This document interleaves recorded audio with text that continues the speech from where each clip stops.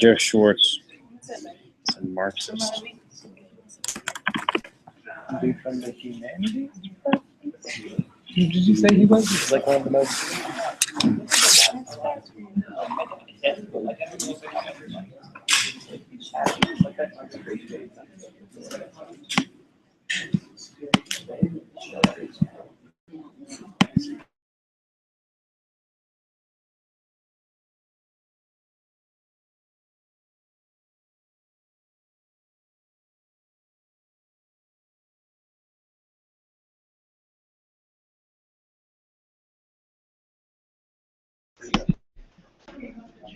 Yeah.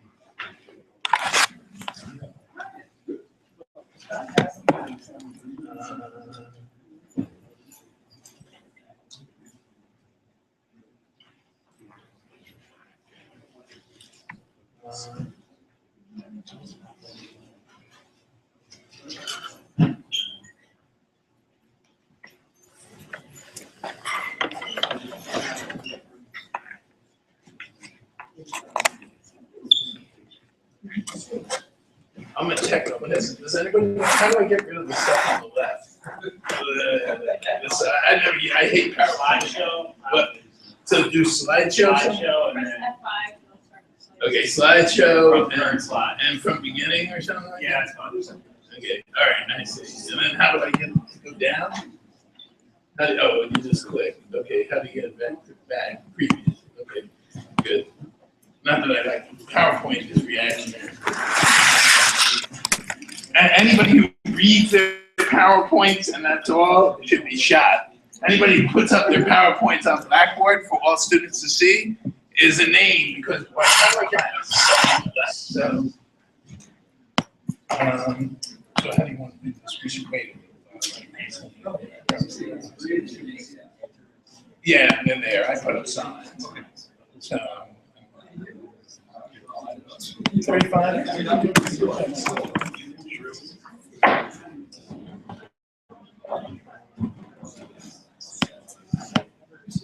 Oh no, we should start. I'd say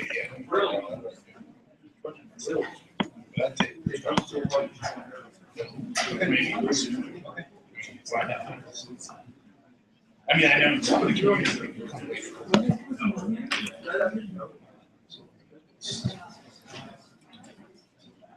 And you got to have people attend. You got to do that.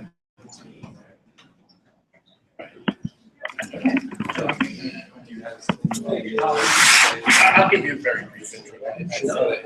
I may have it. Scroll down.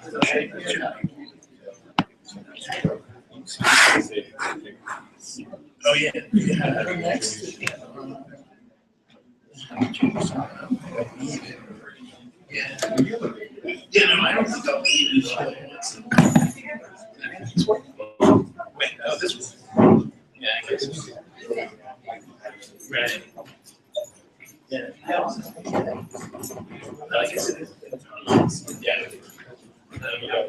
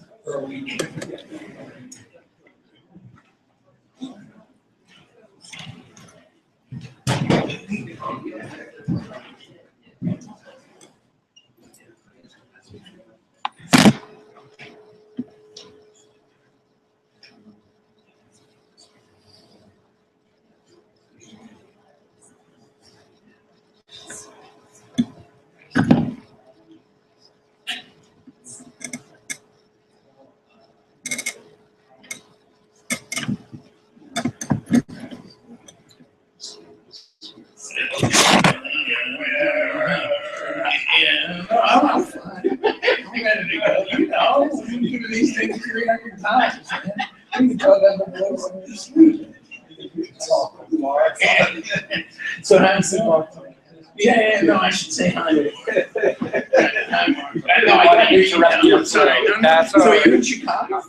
I'm in Chicago. No, I lived there for about 6 years, and I could Really? I'm a sabbatical lead research. Oh, okay, That's but you why I'm there live, as but your well. personal life is in Yeah, Chicago, yeah. and then you're in Princeton, and you're teaching like 2 nights a week. Exactly. Yeah, well, I did that Ithaca here for 18 years, with my son, but the problem is, Ithaca, you drive, right? Chicago is more expensive, both housing and flying. Yeah, I know some people that drive that kind of distance, and it's harder than my flight. Right. You know, when I was in my early 40s, when my son was 38, I think, yeah, this is easy and stuff. But then when I got into my 50s, it was like deregulation and deunionization of trucking is the most horrendous thing in the world. Because long distance drivers should be unionized. This is hard. And you can kill yourself. Yeah, and all the right, well, and also right, but not the whole drive to everyone to make it free. And but now I decided to.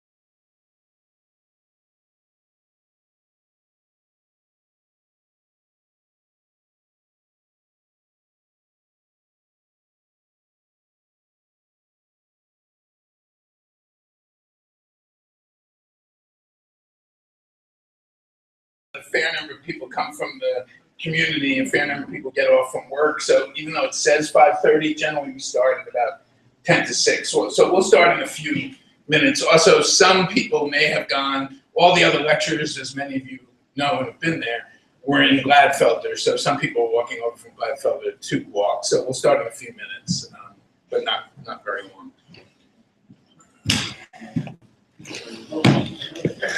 Let's see, wait. We're stuck all right.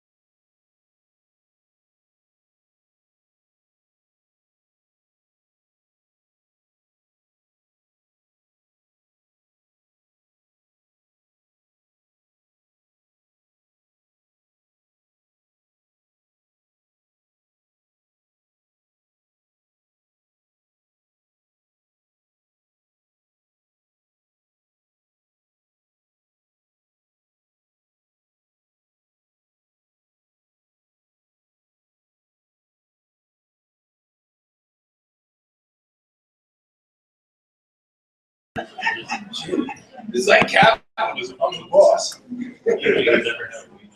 What happened? Oh, wait. That's better. Too dark? Not for this. Ooh, that's not good. Okay.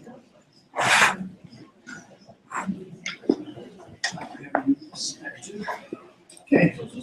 Yeah, that's wrong.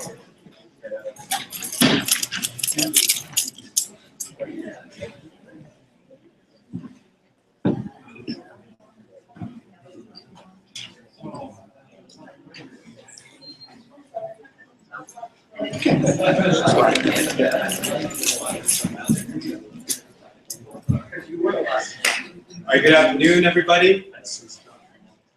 My name is Hayne Schroeder. I'm a member of the Student Coalition to Reinstate Dr. Monteiro.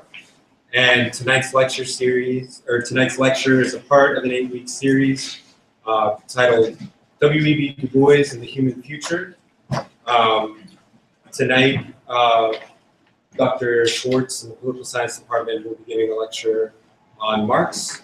And Marx has been a part of our conversation throughout this lecture series as relates to the writings of W.E.B. Du Bois.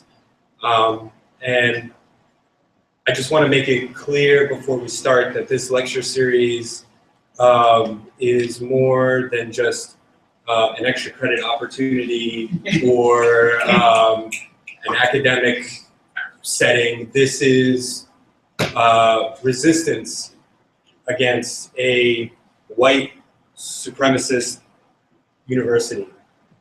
And while what we have been talking about tonight and throughout this entire series has been academic freedom and integrity, I want to make it absolutely clear that this is also a struggle for Black liberation.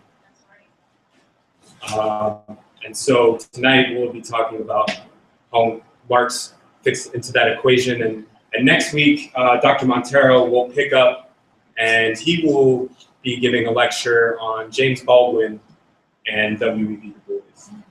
And that'll be in Gladfelter. And it will be in Gladfelter next week. So we apologize for the room changes. University is always difficult to work with, but nonetheless, we're here and we're not going anywhere.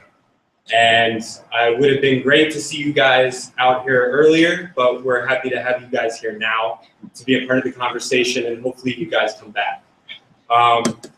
So without further ado, Joseph Schwartz is a professor of the Political Science Department and director of the Intellectual Heritage Department. He is the author of The Permanence of the Political and the Future of Democratic Equality, and he's been long active in the left. He served on the executive board for the Temple Faculty Union and is the national vice chair of Democratic Socialists of America, who were with us on campus during our struggle to win Dr. Monteiro's job back. And again, that struggle is not over. This lecture series is a part of that struggle, and we will keep coming back and we will keep taking space until Dr. Monteiro has his job back. And Joseph Schwartz has been an advocate in this movement for Dr. Monteiro's reinstatement, and we're happy to have him here tonight. So again, let's welcome Professor Joseph Schwartz.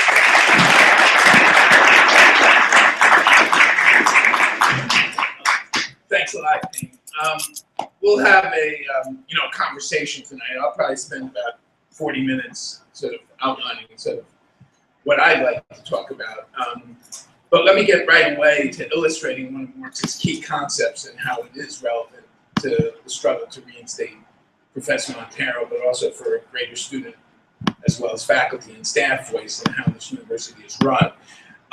Many of you have heard of the concept of alienation. It's often tricky to define, and often we read Marx and sort of, unless you've read a lot of German idealism, it can seem a little arcane or not readily available to everyone. But it's a pretty simple concept. It's not a psychological one. It's a social and structural one. It's that human beings in almost all class societies or societies characterized by domination, their labor, their efforts create the very institutions and the very power structures that come to dominate them, right? And one way of thinking about alienation is around the question of student voice or the lack of student voice in the running of universities. Many of us who went through the various movements for democratic empowerment in the 60s, you know, the Black, Latino struggle, Native American, but obviously one key struggle was for student power. And literally at a state university like Temple, where the state, unfortunately, and the taxpayers of this state no longer, partly because of right-wing dominance, don't really fully fund the university, your tuition dollars pay 70% of the operating costs of this university. Yet you have no real voice in the curriculum of this university, in who teaches you, what you study, what your requirements should be. And you know what's very striking is that even in the face of a very democratic, bottom-up, multiracial movement, a movement led by African-American students who this university claims to have a historic commitment to, even though the university is getting whiter and more middle class as I speak, your voice was totally denied, right? And you should have a voice in who teaches you and what you study and how you study. And really the struggle against alienation is a struggle against domination, against you being dominated by social conditions that you are subjected to, but don't have a voice in controlling. So this isn't an abstract theory. This is really, you know, again, I think an example of how Marx, without deifying him, I'll talk about some of the limitations of Marx's analysis. He was a 19th century European male, but and definitely a child of the European Enlightenment. But you know, this is a sort of an example of how Marx, as a radical Democrat, can help us think about democracy.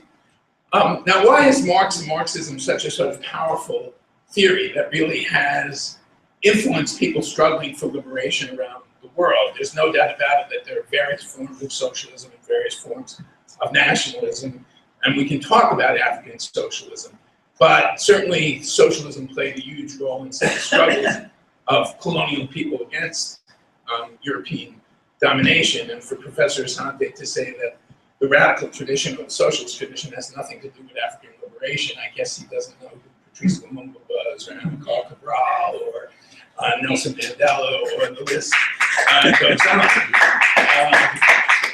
Or just take the Caribbean, or take the American Civil Rights Movement. People like Ella Baker, or even Martin Luther King as a Christian socialist, these people understood that second Reconstruction would never be fulfilled unless you democratized economic and social power, right? And the fact that we don't have decent jobs for working people of all races in this country, but particularly for people of color, and particularly, not exclusively, but particularly for young men of color, is a huge problem in this country. And you're not going to have full employment unless you get democratic control over economic life. Capitalists don't give a flying F about full employment. They care about profits. But what's so powerful about Marx is that it's a theory of history, history as class struggle, right? And a way to understand it, class struggle, is it's a fight over who gets what, right? And who does what. Who controls the surplus that the society creates? We can call it profit. We can call it social surplus. It's investment. It determines the future of a capitalist or socialist society. But also who does what, the division of labor. What do you do in the workplace? Are you boss? Do you boss others? What type of voice do you have, or lack of voice? It's a struggle around who does what and who gets what. But it's also a theory of social development. It's an argument, particularly in regards to capitalism, that there's an inherent contradiction between capitalism being an incredibly social, interdependent form of production, right? That is how we do things, how we make things, is through a very complex social division of labor, where a lot of the sort of value that we produce are sort of from social knowledge, science, technology. We always have to remember that science and technology are social goods. They're not private things. But we're taught, I'll get to sort of the theory of capitalist ideology, we're taught the theory of capitalist ideology is everything's by great individuals, right? And that everything's through the market, right? Capitalist ideology, this sort of surface view of the world that teaches us how to think about the world, but masks, obscures the real social power relationships that constitute that world. Capitalist ideology is the ideology of the market, right? Of free choice, right? It's Milton Friedman's, free to choose, right? Well, whenever you hear free to choose in the market, remember, in the words of a book by a Yale Marxist economist, a rare person like that, John Romer, He wrote a book arguing that in production, when you work, you're free to lose. You're dominated in production. You can choose, if you have a little purchasing power, what pair of sneakers to buy. But most of the people in the world who are making those sneakers are incredibly oppressed, right? And we forget that most of us in the workplace are a boss, right? There obviously are gradations in terms of class relations. I'm a tenured faculty member. I have some more rights than non-tenured people, undoubtedly. But if tomorrow this university says we're closing down intellectual heritage, I have no power to defend the 47 non-tenure track faculty who work for me, not for me, but under my sort of alleged supervision, and 40 adjuncts. And one of the things that I think's happened in the academy, with the turn among, we can get into this discussion about what the future of democratic equality is about, with the turn to more kind of cultural and what's called post-structuralist sort of discourse forms of analysis, not that ideas or discourse or cultural practices aren't critical in shaping life. A lot of even radical academics have lost track of the material. This is the real price we pay for the decline of the Marxist and socialist tradition in the academy. People say, why are all these adjuncts out there? Why are there all these exploited faculty? Oh, it must be this is ideology. It just fell from the sky. We can't afford it. Why can't we afford it? The state governments in this country have cut, in terms of funding per student, per capita funding, in the last 30 years, 40% of their funding. There are more people teaching university and more students at university, there should be more, than ever before. But because state funding has been cut, you have to finance your education through working too much and taking out too much debt, right? And you're taught by people who are incredibly exploited. And one thing that I think students have to get more involved in, and also if your parents are involved at all in helping you pay for education, getting your parents involved, is the conditions of the people who teach you are also your learning conditions. No, these people are very dedicated. I can tell you, all my non-tenure track faculty who teach 4 and 4, I'm in the privileged labor aristocracy. I have tenure, and I supposedly do research. Many of my colleagues, their research kills trees, but I'm not sure it emancipates people. But they teach 2 and 2, right? On the backs of people who teach 4 and 4, who make not a great living, but at least they have health benefits and some pension benefits, but they're really more exploited than many high school teachers who are too exploited. And then on the backs of adjuncts who literally make $3,800 a course with no benefits, no health, no pension, and grad students who are incredibly exploited, they teach much too much. And you have to make clear to your fellow students, parents, etc., that this university spends much too much money, as do all universities, on edifices, right? We have an edifice complex. Buildings do not educate people. I knew that Temple was becoming whiter and more bourgeois student body when we built a fucking climbing wall. When I got here, the student body was 22% African American and about 50% first generation college kids. I worked out all the time because the workout facilities sucked, but also it was a commuter school and nobody had time to work out on campus because they were, working. And this student school has become, we've gotten better, quote unquote. We haven't gotten better, we've gotten brighter and more middle class. Our SATs are up. But that's new. SATs don't predict shit, except maybe first year or whatever.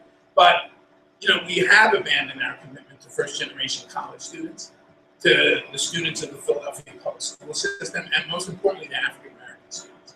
The university claims we're 14% African American.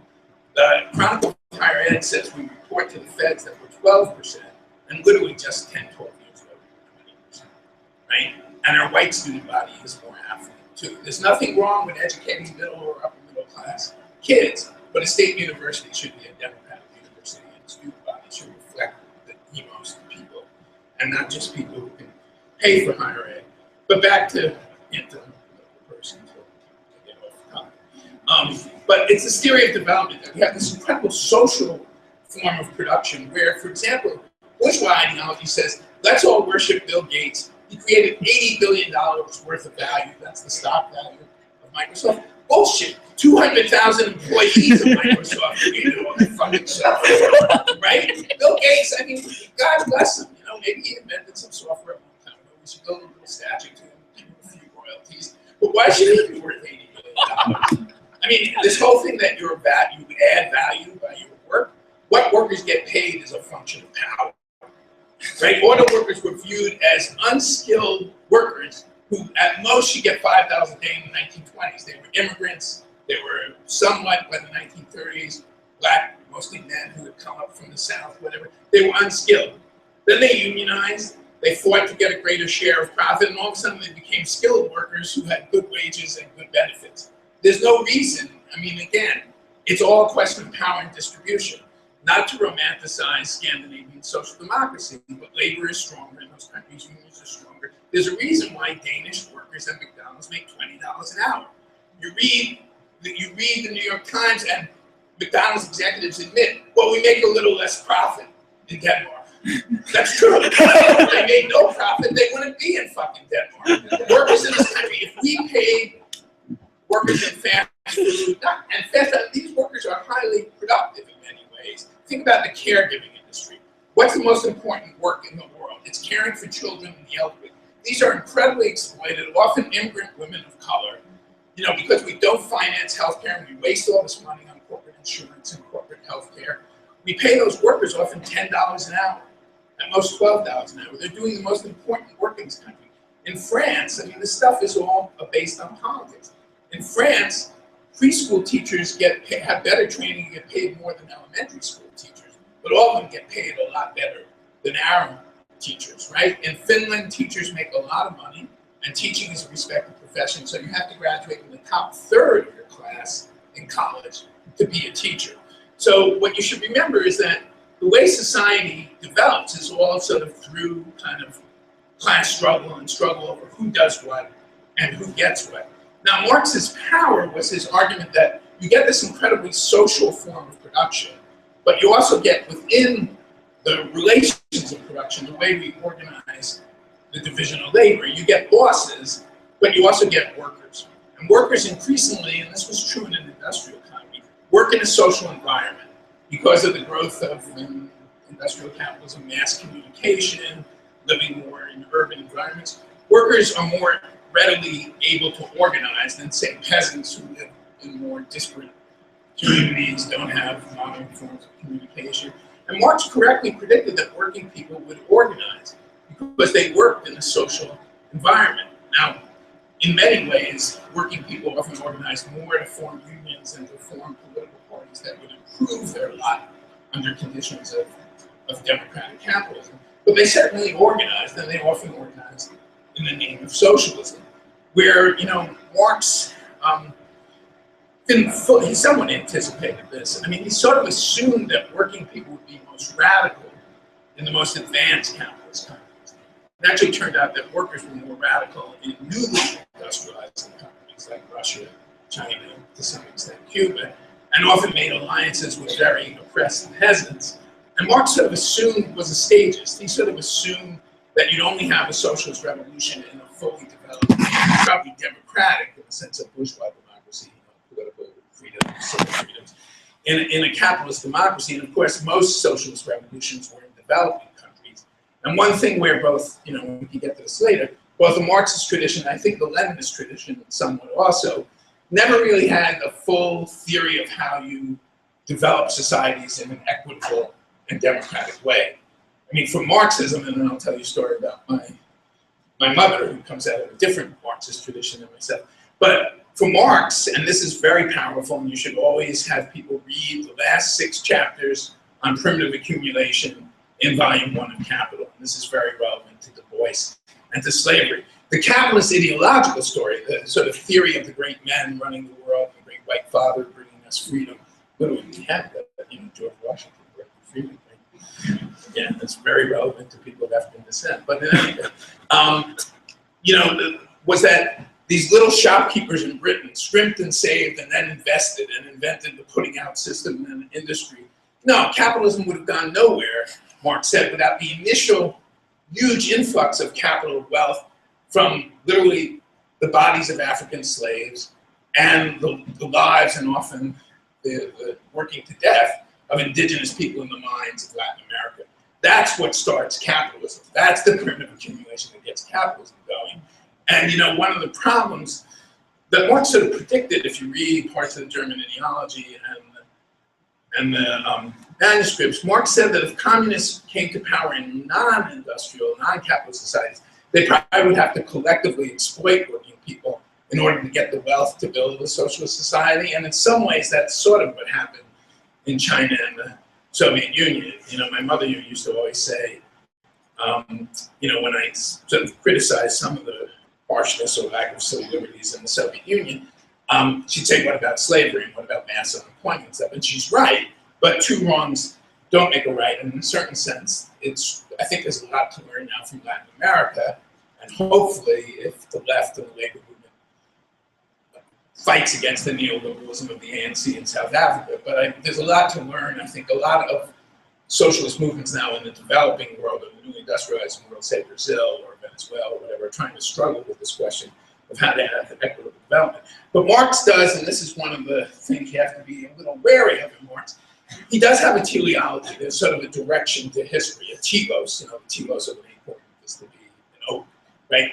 The telos of capitalism was to give rise to a revolutionary, conscious working class that was going to use its political power to gain control of the state, and then use the state to create a socialist society, a society in which working people, the free association of all, would lead to the free development of each. And history can be a bit messier. He also sort of assumed, and this is something we should get to, and Tony talked a lot about this, in a way, right, Marx has this dialectic between the working class and capitalism, or between capital and class. But, you know, if you take intersectionality at all seriously, the complex relationship between race, gender, sexuality, national identity, immigrant status, gender identity, certainly you can't understand the history of capitalism without understanding profoundly the relationship between race, class, and capitalism. And this is a very racialized capitalism. I mean, people forget this, probably not many of the people understand this in this room, I hope. But, you know, until 1965, legally, we are South Africa under apartheid, right? We have not, the first Reconstruction was smashed, and Professor Monteiro lectured much on it, but so was the second Reconstruction. You know, we always talk about King, and it's taught in a very bourgeois ideological way. You know, what was Martin Luther King about? National Brotherhood Week, right? Well, this is the diversity industry, right? You notice the diversity industry never talks about the complex interaction between race and class, right? In fact, class is never mentioned. But also the fact that class differences now within communities of color lead to much more complex politics. But to get back to the central question, I'll get to this later on, but the reason why you have to understand the complex interaction between race and class, the capitalist project of hegemony, particularly under neoliberalism, a fight in the last 30 years against some of the gains of the civil rights movement, the trade union movement, has been an incredibly racist and racialized politics, right? How does it get, I mean, it's partly the decline in white unionization rates, and unions do indirectly or directly somewhat improve the consciousness of working people. White trade union members still vote about 60% Democratic, but white non-college educated folks, to the extent to which they voted in the last election, voted about 68% Republican. I mean, some of it is raced around Obama, but the whole project is, even though we're a society that doesn't tax the rich, doesn't tax corporations, and here's where ideology can't be totally false, working people are too taxed in this country. You know, FICA, Social Security tax, property tax, many working people own homes, is pretty regressive.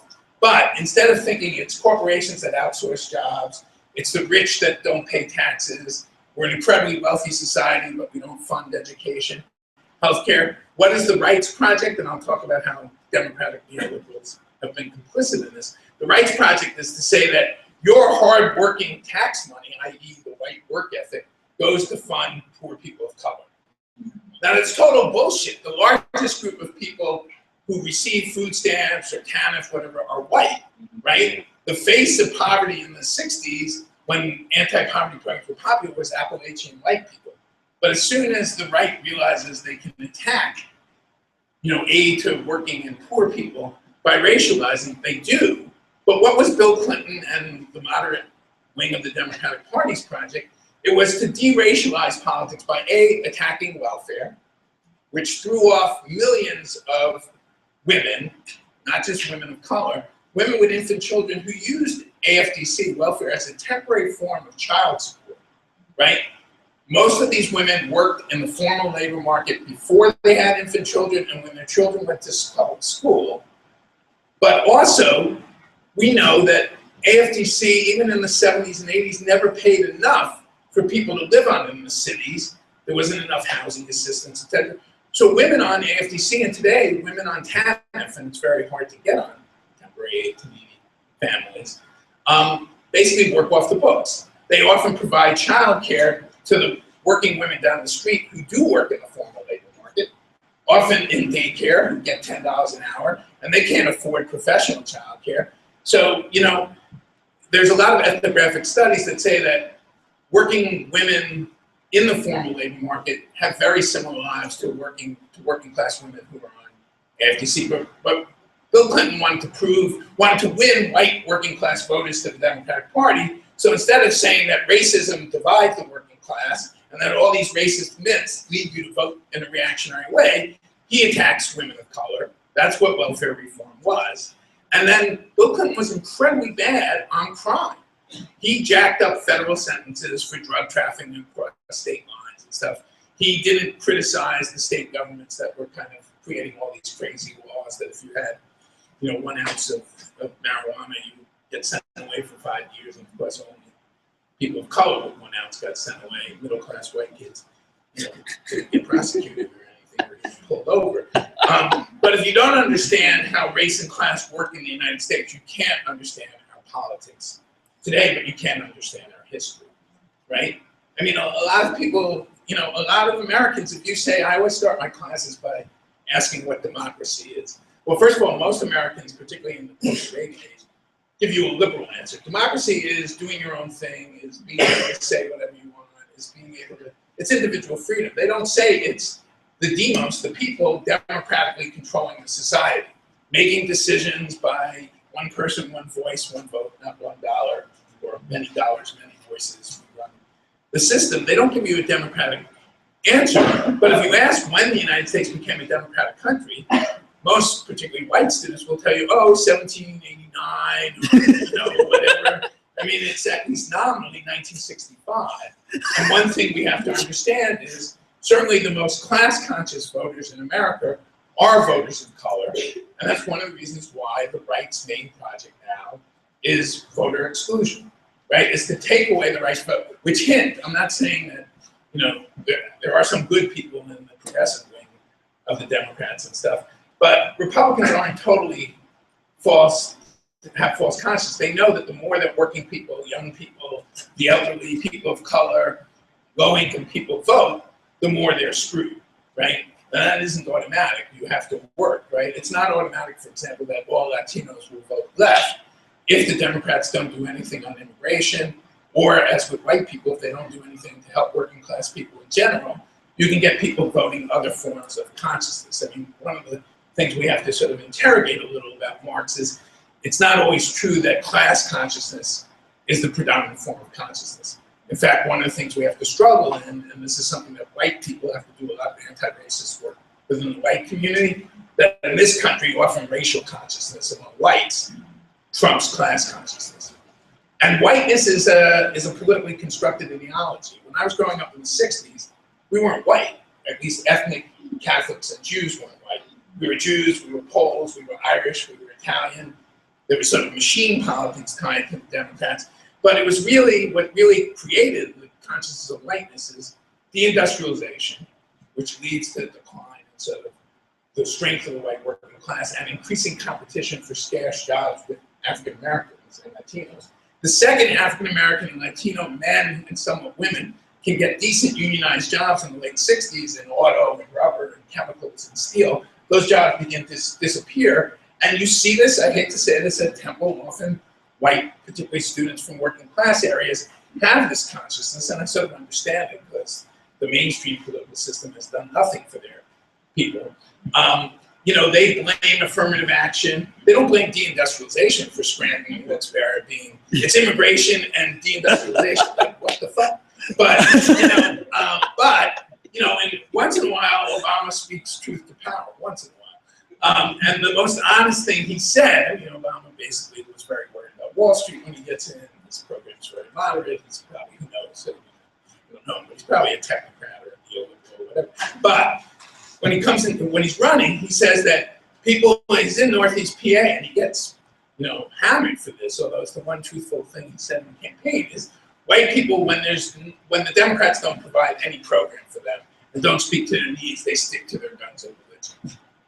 And that's absolutely right. I mean, but again, you can't say that, we'll get to this, but in a certain sense, the importance of Gramsci in terms of sort of thinking about politics is the Italian communist in the 1920s in prison. It says under democratic capitalism, most working people consent to their domination. It's not that they're coerced by brutal oppression. Now, people fighting for emancipation are often brutally coerced, and it's hard to say. I don't think that African American, Latinos, particularly politically active ones, just consent. They're often brutally repressed. But many people do buy into the American dream, etc., because there always are exceptions that prove the rule. But we have to take the battle of our ideas really seriously, because consciousness really is a form of material reality. Ideology really does matter. And when you get into, and in class, there is class and racial struggle in the classroom. When somebody, often people mind their P's and Q's and don't really come out of it, but there's a lot of sort of white racial populist resentment on this campus that you kind of have to both fight, but also understand that in a certain sense, clearly there's white skin privilege even for white working class people. Police don't treat them the same, as brutally as they do people of color, etc. But it is true that in this country, there's no language of class. So working class people, often particularly white working class people, don't really fully understand their conditions. In a certain sense, you have to struggle with them and call them on things, but you also have to sort of understand where they're coming from, because they do think the country is sort of run by white upper middle class people who are very politically correct on sort of how they talk about race or gender, but they don't give a fuck about working people.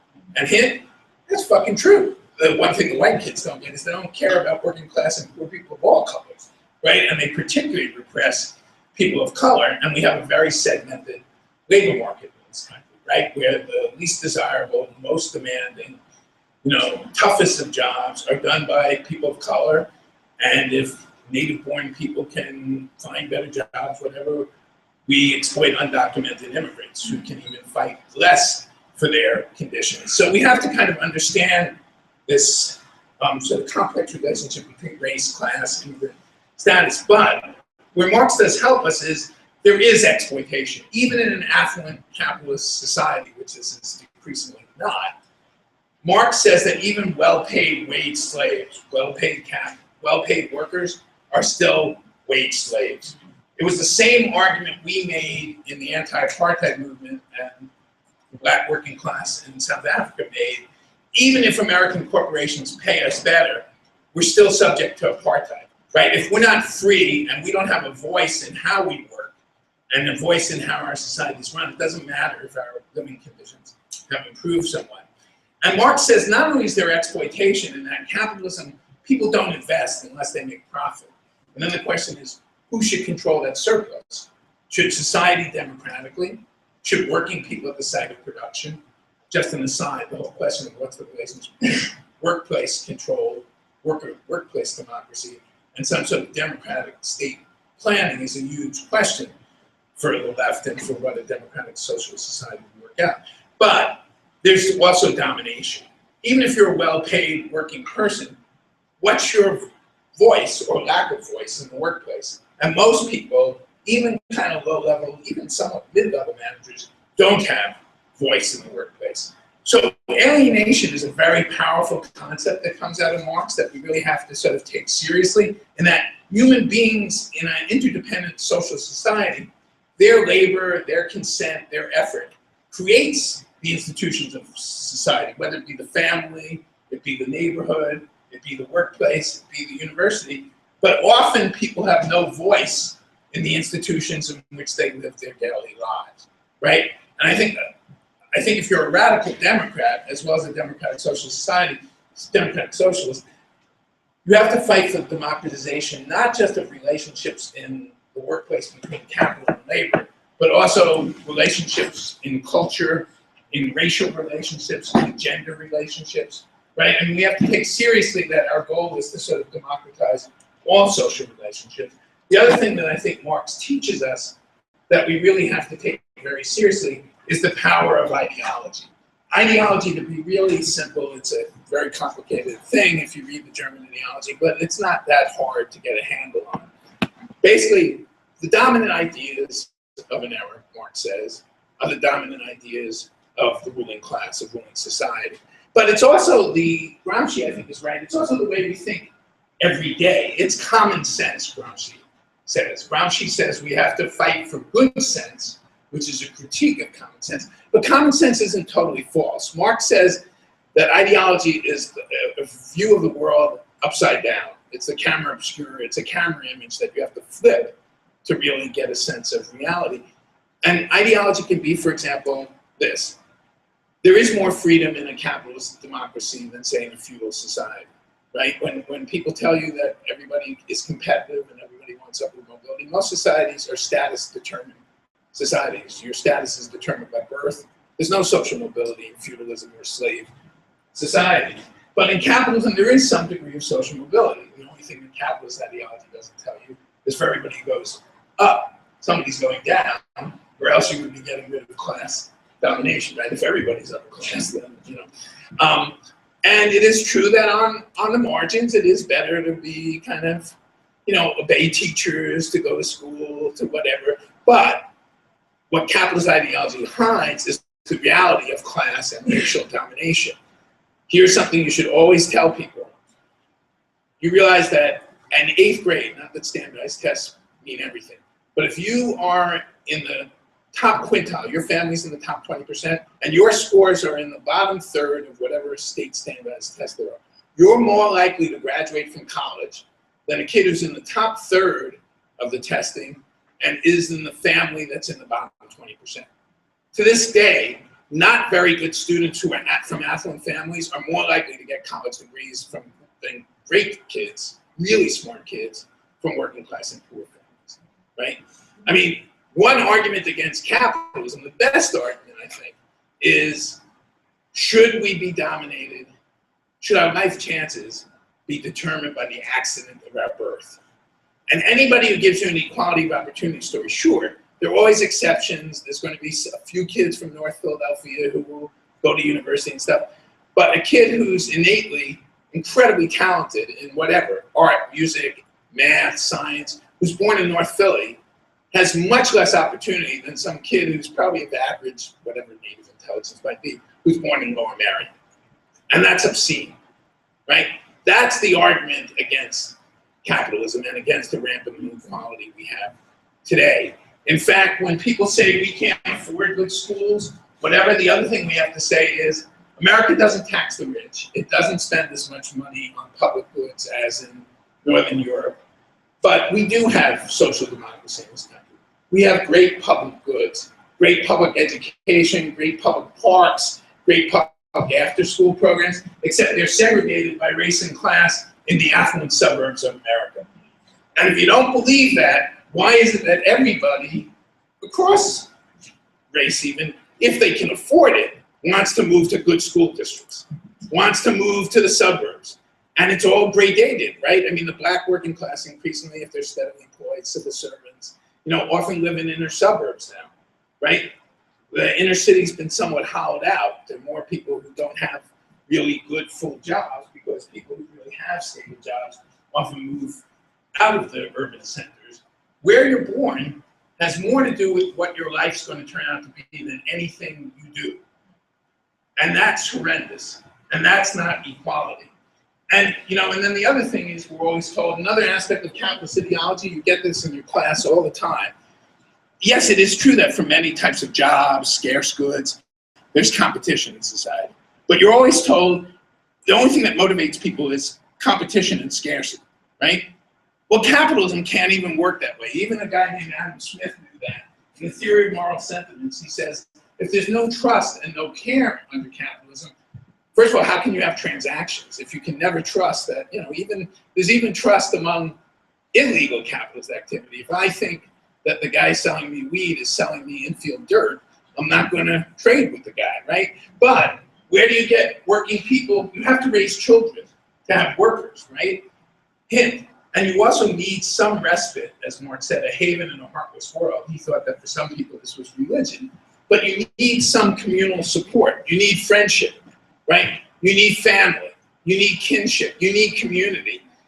If communities all just operate on the basis of exploiting one another, if you try to exploit your children, or you try to exploit your parents, or your parents exploit you, you've got one fucked up family, right? I mean, put it this way, you want to not have friends, treat them as capitalist objects for exploitation. I'm going to rip off my fucking friends because, you know, some right-wing ideologue, some Milton Friedman nutjob, or Ayn Rand, but Ayn Rand said the only thing that motivates people is to rip people off, right? Ayn Rand didn't have friends because she was an asshole.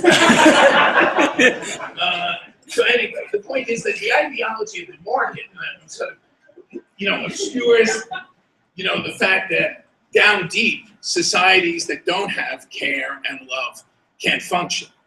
But the ideology of care and love, this is why, you know, many people, I mean, there's lots of religions that reinforce hierarchy or traditions and stuff, but that reinforce hierarchy.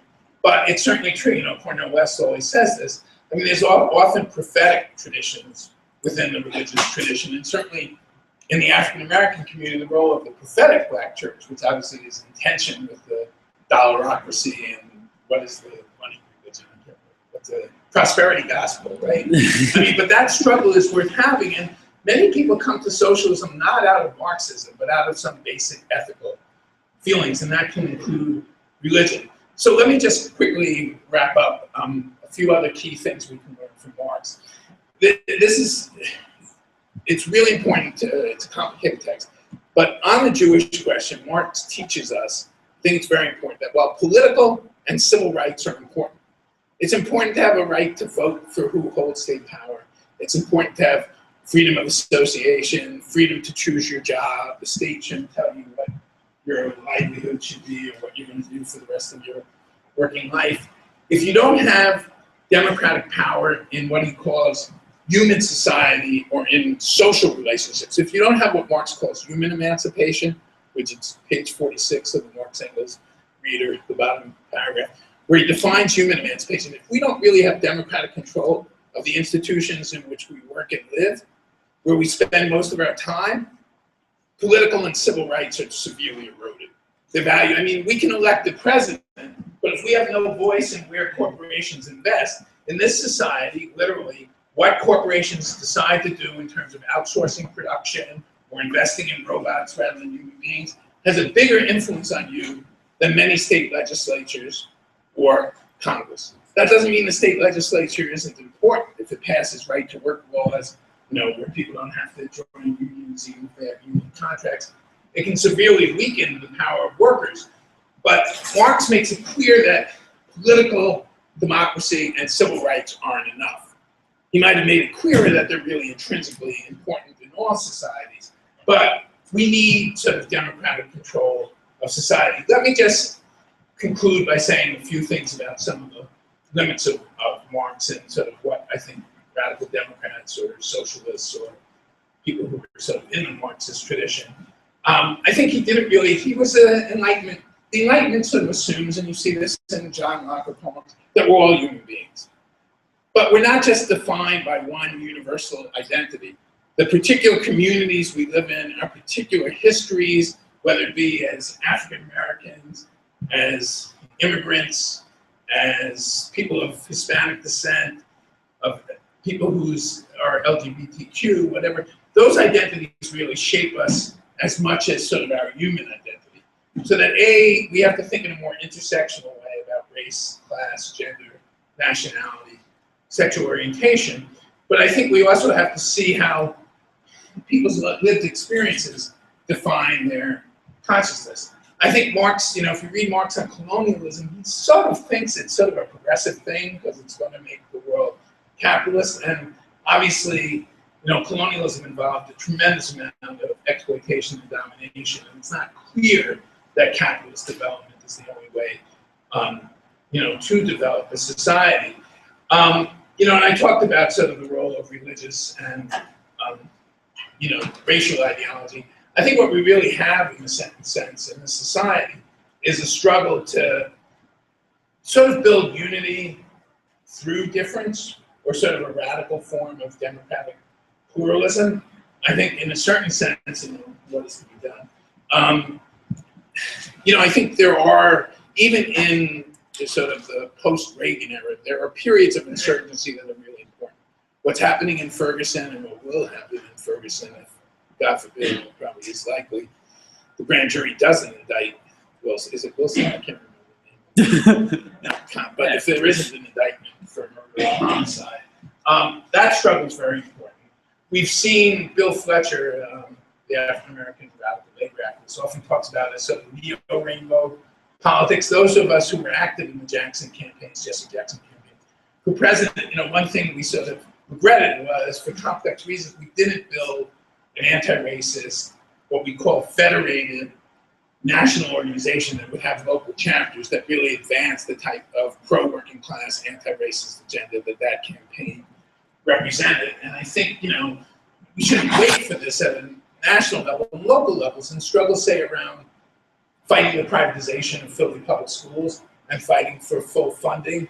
There's a way of building a sort of anti-racist coalition. I think we have to, make very clear that this country is incredibly wealthy. I mean, some of the wealth comes from exploiting people around the world, et cetera. Not all of it is through our own productivity, but we're a very productive society. There's no reason why people have to work 40 hours a week. There's no reason why we have mass unemployment, right? There's no reason why anyone in this country is poor. It's all political, right? And, people who say, well, you can't have incentives. I mean, put it this way. Incentives are socially constructed. German managers don't expect to make 400 times their average worker. They make 40, which is a bit too much, but they don't make 400. And last I knew, German corporations were as well managed or better managed than American corporations, right? We've had, for the last 30 years, the main way of we've had stagnation of living standards. I'll conclude by saying this, and I think Marx can tell us something about this. How is it possible that productivity has doubled in the last 40 years, but the average family income has only risen 12%? And that's because of upward redistribution. But also, how can you sustain that growth if there isn't really domestic purchasing power? And hint, it's through asset bubbles. What has driven the economy in the last 30 years is not a growth in serving human needs and in real production. It's, first of all, some of you will remember mergers and acquisitions, which led to the savings and loan bubble, right? Then the 90s, what saves Bill Clinton, the economy does more for Clinton than Clinton does for the economy. But it's a growth of tremendous low-wage jobs that's sustained by the internet bubble, right? And the growth of all this high tech, much of which kind of collapses, but the stock market goes crazy from 95 to 99, and then collapses. And how can capitalism sustain itself? It's the housing bubble of 2001 to 07. The way you keep purchasing power to keep sort of production and people somewhat employed is you transfer a tremendous amount of income and wealth to the top 10%, and really the top 1%, and the top 1/10 of 1%. It is an irrational system when people around the globe produce all the wealth of this world, where 1% of the world's wealthiest control 50% of the world's wealth. And if you think that's just on a global scale, the top 1% in America now owns 38% of the assets in this country. Wealth inequalities have always been great, but what's incredibly scary, and I think is unstable, is income inequality. The top 10% now controls about 45% of income, and the top 20% over 60%. The bottom 20% earns about 2.5 to 3% of income. The median family income, if you think about this, most of you aspire not to be the average family income. It's not only $49,000 a year, but it's 7% lower than it was in 2008 before the recession, and 10% lower than 2001. For ordinary people, their living standards have gone down. And that's, again, partly the origin of the student debt crisis. So the final thing I think to take away, you don't necessarily have to be a Marxist. You can learn this from, say, Karl Polanyi, other social theorists who've talked about the following question. The craziness in this society is that in a very sort of racialized way, where the ideology of radical individualism and the work ethic sort of disorients a lot of people, it's a crazy society where human beings serve the capitalist market rather than, and serve the needs of the economic elite, rather than the economy that we create serving the needs of the people. Now, the concluding line is, this is an interesting analysis. I think it's partly right and stuff, but things won't change without movement organized, right? I mean, again, another radical who basically was prematurely a sort of radical, sort of economic democrat in many ways, prefigures a lot of the socialist demands in this country. You know, Frederick Douglass is right? Power concedes nothing without a demand. It never has. It never will. People who want change, you know, I can't quote it chapter and verse, but just by talking ideas or being nice to one another or just having arguments, don't realize that, you know, there's no rain without thunder. There's no social change without social movements from below. And the only reason why we don't have fully Jim Crow in this country is because people died fighting it. And they died fighting it from the beginning of slavery onwards. Hint, one reason that gives space for the civil rights movement, this country might have, just an aside, might have sustained Jim Crow if not for the Cold War. If not for the fact that we had to prove to the hearts and minds of people in the developing world that the Soviet Union wasn't totally right, that we're the most racist society in the world. They were partly right, but just ask any African friends who studied in the Soviet Union. But this was, and still is in many ways, one of the most racist societies in the world. But the point is that, and if you think that things can change, one, in the last 30 years, it's not enough change, it's not significant enough, but the struggle of LGBTQ people, right, has transformed the way we think about sexuality in many parts of the country, not all by any means. And just think about this, as racist a country as this is, as sexist a country this is, 50 years ago, I would have been lecturing to basically an all white, predominantly male classroom. And that's because people literally died for the right to, you know, have at least partial equality in this country. So, you know, I'm getting old. It's hard for me to believe I'm 60. And I always think of America's oldest young socialist. But in any event, it's for you to decide what to do. But A, don't take shit. And B, make sure you have a voice in this place. And the struggle to get Professor Monteiro's job back is not over, right? I mean, struggles ebb and flow and stuff. But it's part of a struggle to really democratize this country and also have a right for people of color to determine how they learn about their own history, their own struggles, whatever. So I've talked at you for probably longer than I should have. I'll shut up and we can argue and talk. So thanks.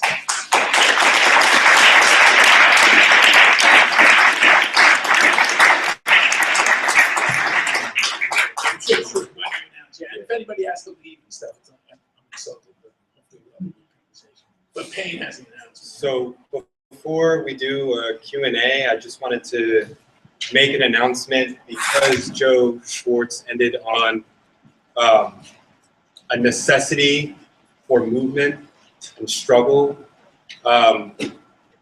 Please go on to Facebook and like the PERP, People Utilizing Work Power Facebook group, an event page. We're going to be holding a demonstration the day after they announce whether or not they will be indicting Darren Wilson.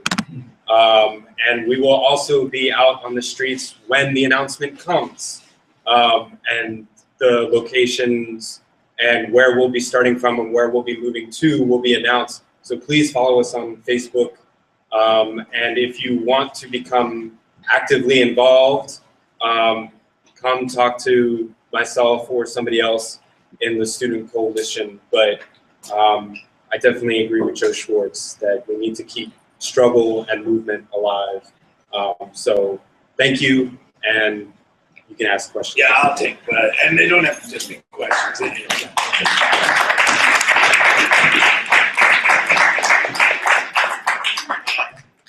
So there could be comments, whatever, and again, never, particularly if you have a real need to leave, never be embarrassed. Go ahead, Mike.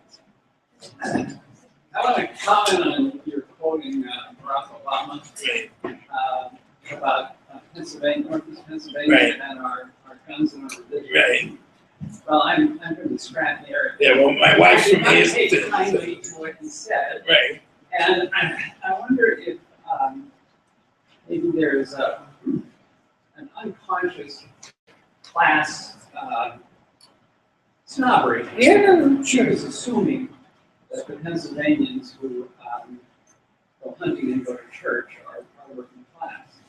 And he belongs to at least one very small elite, and that's the Ivy League. And I think I'm quoting off the numbers, but I'm not sure. He's talking about the class and ideology of the United States, and he said, well, Denmark is a very small and very secular country, and India is very large and very religious country. And in the United States, what we have is Denmark ruling India. In other words, Wall Street is totally secularized. Their thinking could be more profoundly secular. But the working class in America remains religious. So I wonder if that contradicts Marx's view that ideology is always a reflection of the consciousness of the elite. Yeah. Because in this case, that doesn't seem to be true. Yeah, no. I mean, you're raising a few issues. One is I do think, partly because, particularly the Democrats, but also the Republicans, but the Democratic Party's national elite, the sort of neoliberal, pro-corporate types, are kind of socially liberal, Ivy League educated, who are pretty pro-corporate, pretty pro-Wall Street, but on things like reproductive rights, they're not horrible, although they don't notice they never talk about getting rid of the Hyde Amendment. They think you can, but women of color and working class women don't really have reproductive freedom, even in states where it's not illegal, but there's no funding in the healthcare system publicly for reproductive. But they're pro-reproductive rights, they're pro-gay rights, and yeah, I think a lot of them do look down. I mean, I think subconsciously they have racist, but also very classist identities, and a lot of working class people of all races, but particularly white working class people, feel they're being lectured about how they ought to live their lives by kind of privileged Ivy League people who mind their P's and Q's on sort of, not saying racist or sexist stuff, but basically are elitist snobs. So there's a certain degree of truth to that. The United States is complicated. It's sort of a civil religious identity is very tied up with community in a lot of places, although it's getting to be, and you're right that sort of highly educated people are more secular now. In the rest of the world, working class people who are religious tend to still be somewhat conservative, but the working class of Europe is pretty secularized. I mean, people aren't very religious in Europe anymore. I think it's a good question. I do think that in the United States, and Mark Taylor and Tony could probably speak to this, I think in general, there are emancipatory and reactionary tendencies among all institutions, and I think that's true of religion. And I think in the United States, if you're hostile to the more democratic and emancipatory impulses within faith communities, you're not going to build a very multiracial, working class left. So I agree that, on the other hand, as in secular communities, there are a lot of reactionary tendencies within organized religion. Fine, but no, I agree that in a certain sense, look, it's very complicated. I mean, Obama's Ivy League, look, there's tremendous racial hatred towards Obama. There's no doubt about it. But I think if you explore the counterfactual, imagine if the present parent was an African-American woman or man, and the absent parent was white, and the grandparents who raised them were African-American, I don't think Obama would have been elected.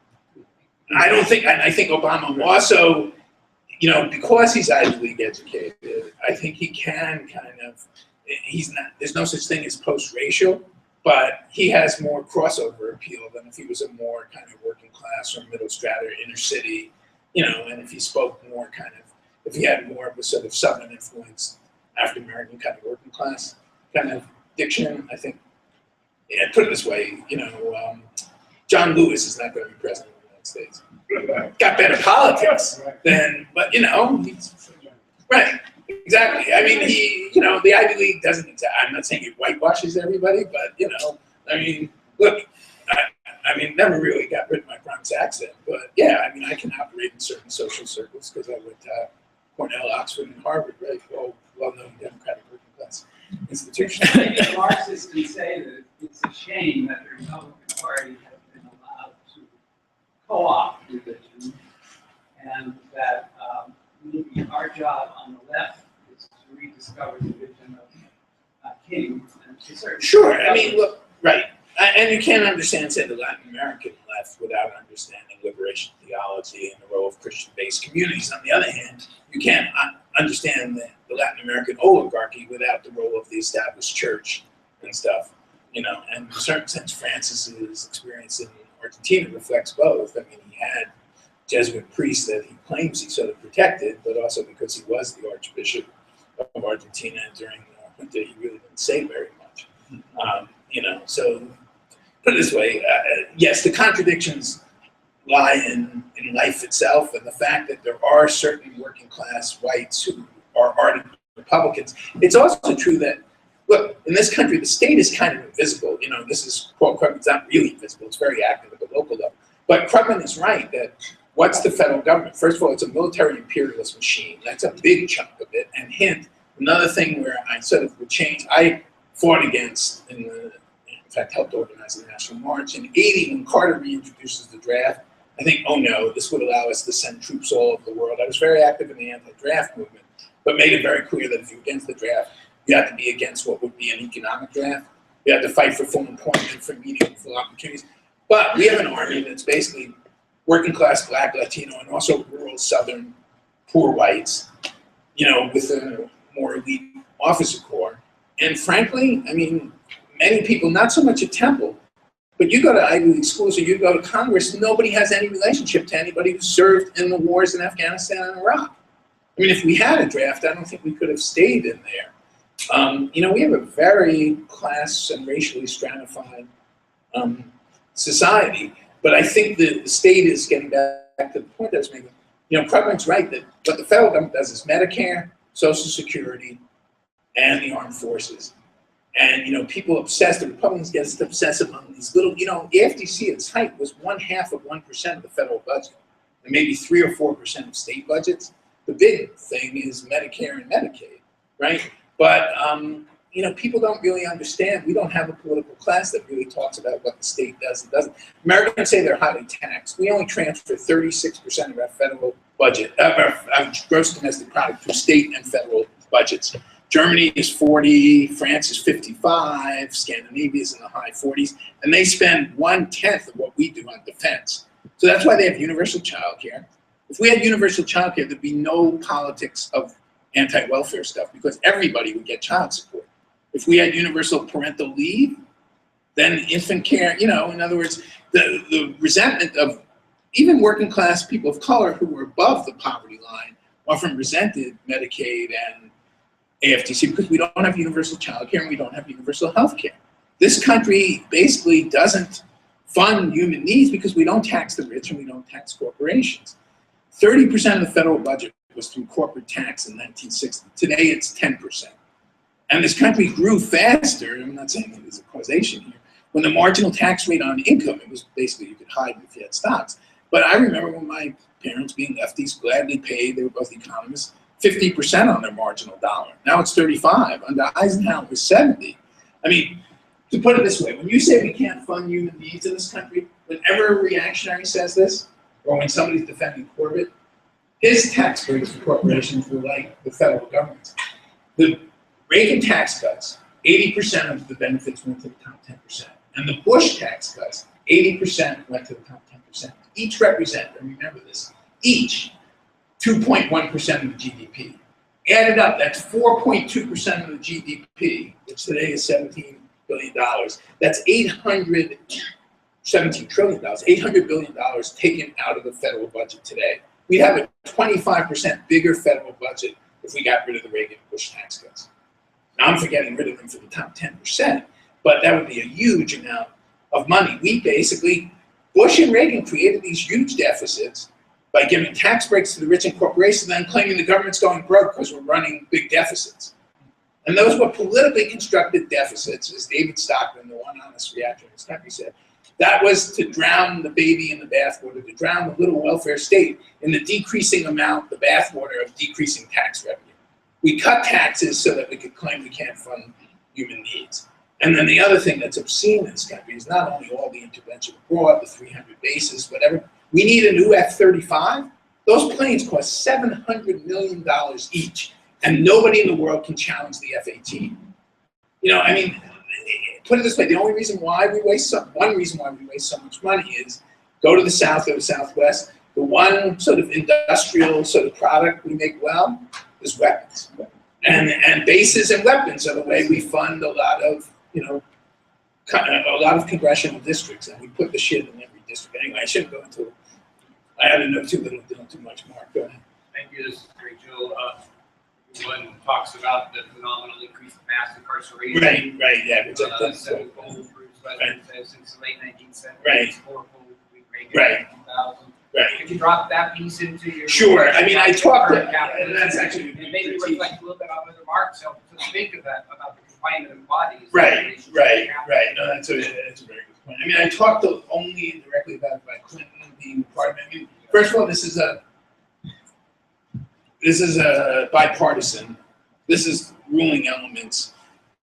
You know, one of the ways we dealt with the crisis in real production and real jobs, right? Capitalism stops producing jobs, good jobs at good wages. It does render, partly because of also the increase in productivity, it renders a lot of people sort of superfluous to the formal labor market. And what do? You imprison them, you contain them. I mean, what would the alternative would have been, basically, you know, because I think corporations were not oriented towards investing in real production. Why didn't we have, and we still need, you know, a massive Marshall program for urban areas?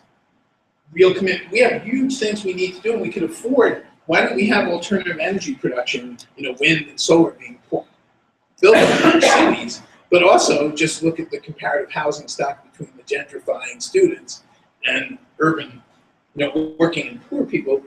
Retrofitting housing, making it more environmentally sound, more, you know, more affordable, whatever. I mean, we gave up on public housing, etc. Put it this way, we gave up on providing jobs and serving human needs of poor people, and we basically incarcerated them, right? And I think it is somewhat the crisis of sort of late capitalism, where it's productive enough that in a certain sense you don't need people working 40 hours a week. You know, or it does create, I think there is a tendency to mass unemployment. And if you think I'm sort of smoking something, I mean, there's a lot of hidden unemployment. Basically 15 to 20% of age of a lot of people in this country do not earn a living through the labor market. I mean, labor market participation rates are way low.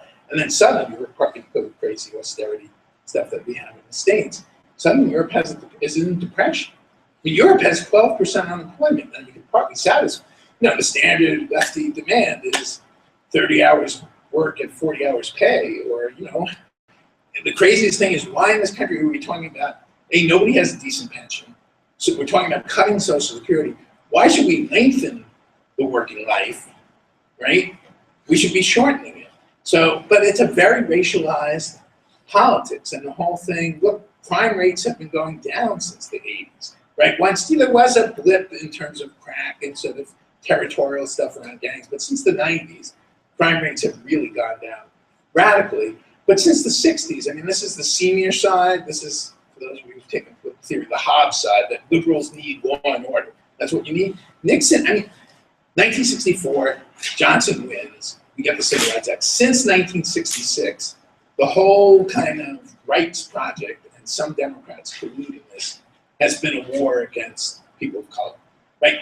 We lose. Remember, we don't win the Second Reconstruction on socioeconomic issues. But what's the big thing in 66 and 68? The big fight is around busing, and more importantly, King gets the crap beat out of him. It's sort of his housing integration, right? You can't have decent opportunities in a society that's class-based unless you have class and racial integration in schools. I mean, for example, my kid went to public school, my older son, in Ithaca, New York. It's a historic African-American community There's a stop on the Underground Railway and stuff. There's a big working class. But because it's kind of suburban, well-funded schools, working class kids do go to college out of that system.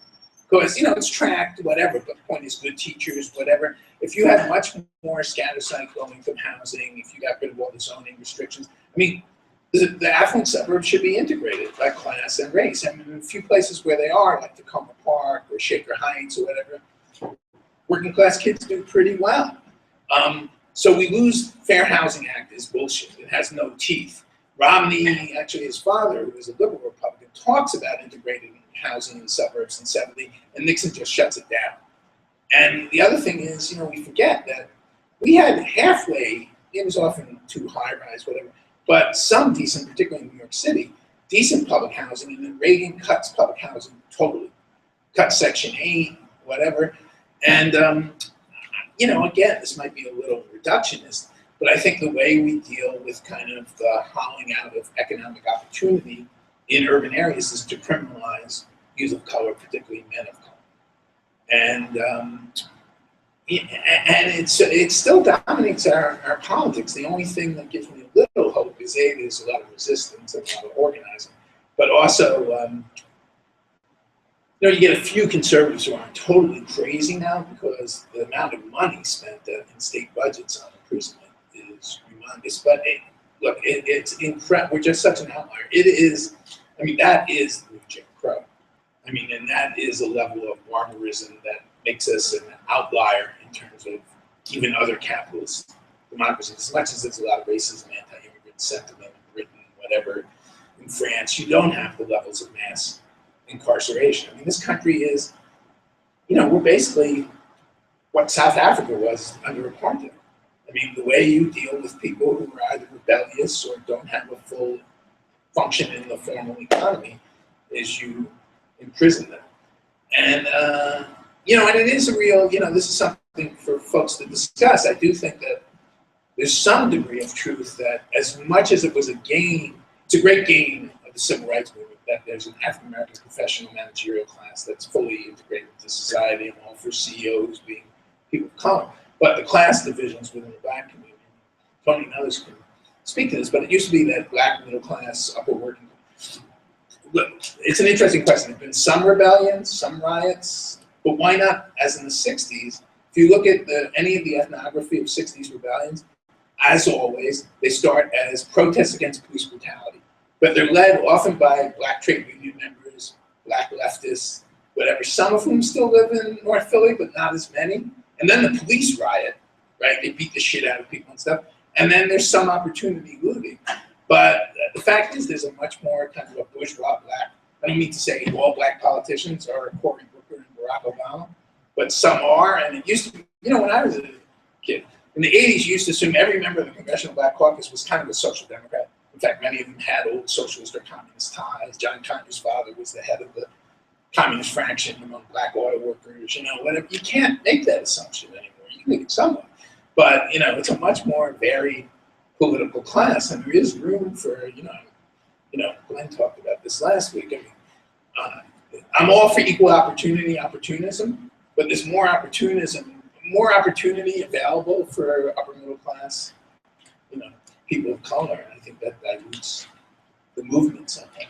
You know, I mean, it's one of the reasons why Cornell's new book of interviews is about, you know, the crisis of black leadership. I think the other thing is, you know, it's worth thinking about, not to romanticize, the labor movement can be racist, the trades are still pretty exclusionary, but, you know, if you get involved in sort of collective bargaining and sort of some democratic deliberation about contracts, you start, or, you know, you're very conscious of what management does. I mean, to this day, it's partly the public sector folks. You know, white trade union members vote, I don't want to romanticize, they probably vote like 60-40 Democratic, but otherwise they vote 40-60 Republican. You know, people just like them doing similar shit. And, you know, the most militant sector of the trade union movement always, and to this day, is black and Latino labor union members. But except for the public sector, there aren't industrial jobs. And then you have this huge problem that we have, that private sector workers, because there's no tradition now among younger people of trade union activity, you know, instead of saying we want decent pensions, we want to defend the fact that civil servants can sometimes get tenure and get decent pensions. It's no, we want to drag, you know, it's like the crabs in the barrel. We resent that they have halfway decent. They don't make as much money as they would in the private sector, but the benefits may be different. There's a lot of resentment among private sector workers who don't have pensions, don't have collective bargaining, of unionized public sector workers. 35% of union members in Wisconsin, I'm sure it was higher among white union members, voted for Scott Walker in the last election. You know, so again, how you revive, you know, if I was going to say where I have some hope, I think, oh, this fight for 15, you know, 15 now, I think the immigrant rights movement is critical as well. And there's a lot of energy, particularly among younger African Americans, around mass incarceration, around decarceration, and around Ferguson, and around police brutality. Now, whether you can kind of scale that up to the 60s, but I also think that if the Democrats win the next election, there's going to be tremendous militancy around immigrant rights. I mean, the Latino community feels very betrayed by Obama. Didn't turn out that much. Didn't vote for Utah and Colorado. But there's tremendous, you know, there is tremendous energy. It's just that the fear of deportation means you don't have as much overt protest as you did, say, in 2006. You know, you forget there were 1 million people in the streets in Chicago, LA. I mean, you know, I've always believed this, and I think some social democrats still have somewhat a blind spot on the race question. But clearly, you know, working people of color are going to lead the next upsurge if there is going to be an upsurge. But I think, yeah, one of the questions you're raising is that if you incarcerate, criminalize, and contain and control, you know, many young people of color who often are militant, then that hurts the movement. And I think it's partly it's a politics of kind of repression and containment. And I think it's something that, you know, I think a lot of the white, put it this way, the white liberal establishment has been totally horrendous. I mean, it's just naturalized mass incarceration. It's just like nature. Hi, thank you for your time. You spoke about the construct of whiteness. Right. Yeah. And I was just kind of thinking about like the future and like how like these dynamics are changing and we're recognizing more like the multiple levels of our identity. Yeah. And how that can be seen in a positive light. Right. I think it's estimated something like 2042, like white people. Right. Right. Right. But, Right. Anyway, how do you see those dynamics changing, like the picture of like what Marx is predicting? Like, actually, kind of rephrase that. Like we're seeing like the income, like the wealth distribution, Right. like continually to be separate from each other. We're seeing like race relations continue to be poor. All these things that we've been speaking about the whole time. Like as the dynamics go in the other direction, as far as like, you know, like us getting together right now and having this conversation, you said that was a possible 50 years ago. Like, I know it's just speculation, but how do you think that plays into the possibilities of breaking into that power structure? Right. No, I mean, I think, first of all, the United States, I mean, it's always been a much more pluralistic society than the ruling elites allowed to be discussed. I mean, after all, much of our expansion is based on killing indigenous people and seizing land from people of Spanish or Mexican descent, but it is a more diverse country. Immigration is at the highest it's been since, you know, when my grandparents came to this country from Eastern Europe in the early 20th century. And I think younger people are somewhat better on sort of personal relationships. But there is, these identities are politically constructed, and Republicans will try to appeal to more affluent Latinos, you know, they'll try to. But yeah, I mean, there is a lot of social, I mean, we forget. The other thing is college students of all races, you know, do feel that their opportunities are not very good. They often don't really confront the labor market until they get out. I mean, I think it's really important to build a movement against student debt and stuff, but it's harder. It's really hard. It's even more important to organize people in communities once they're out, because then they're paying off their debt. But it's important to organize students here. particularly around tuition increases and the lack of state funding, because you know, in a certain sense, Occupy, we forget about it. There are a lot of what people call flash insurgent movements against neoliberalism, but because there's no kind of majoritarian left project, you know, how will we govern society? How can we get the left is in a minority position, and then parts of the left, the more reactionary elements of my tradition, I mean, right-wing social democracy is now totally neoliberal, pro-capitalist, whatever. But both the indignados in Spain and all the student protests in France and Italy and obviously in Chile, Latin America gives me more hope. Just an aside, Latin America has been pretty successful at redistributing extractive resources, but you know, whether that's a fully a model, Brazil is probably the most interesting because that's a more industrialized country. But back to here, Occupy was a huge, you know, I mean, it was somewhat a little not as diverse racially as one would have hoped and stuff. But it was the revolt of, I call it the revolt of the baristas. I mean, it was underemployed, recent college graduates who feel there's no opportunity and they're heavily in debt. But it was hard to sustain it, partly because I don't blame them for not making demands, but there also was no movement contesting for state power that was speaking to their needs, like student debt relief or universal free higher ed, which is an important long-term demand, and I think, and we can afford it, and many European countries and Latin American countries have it. So the real question is, you have all this sort of what I call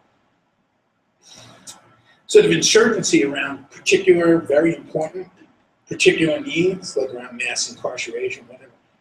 Not to be an old leftist universalist, but how you know, this was the politics of the rainbow and whatever, how we build solidarity across particular movements' needs without repressing the particular needs of the Black community or immigrants or undocumented people.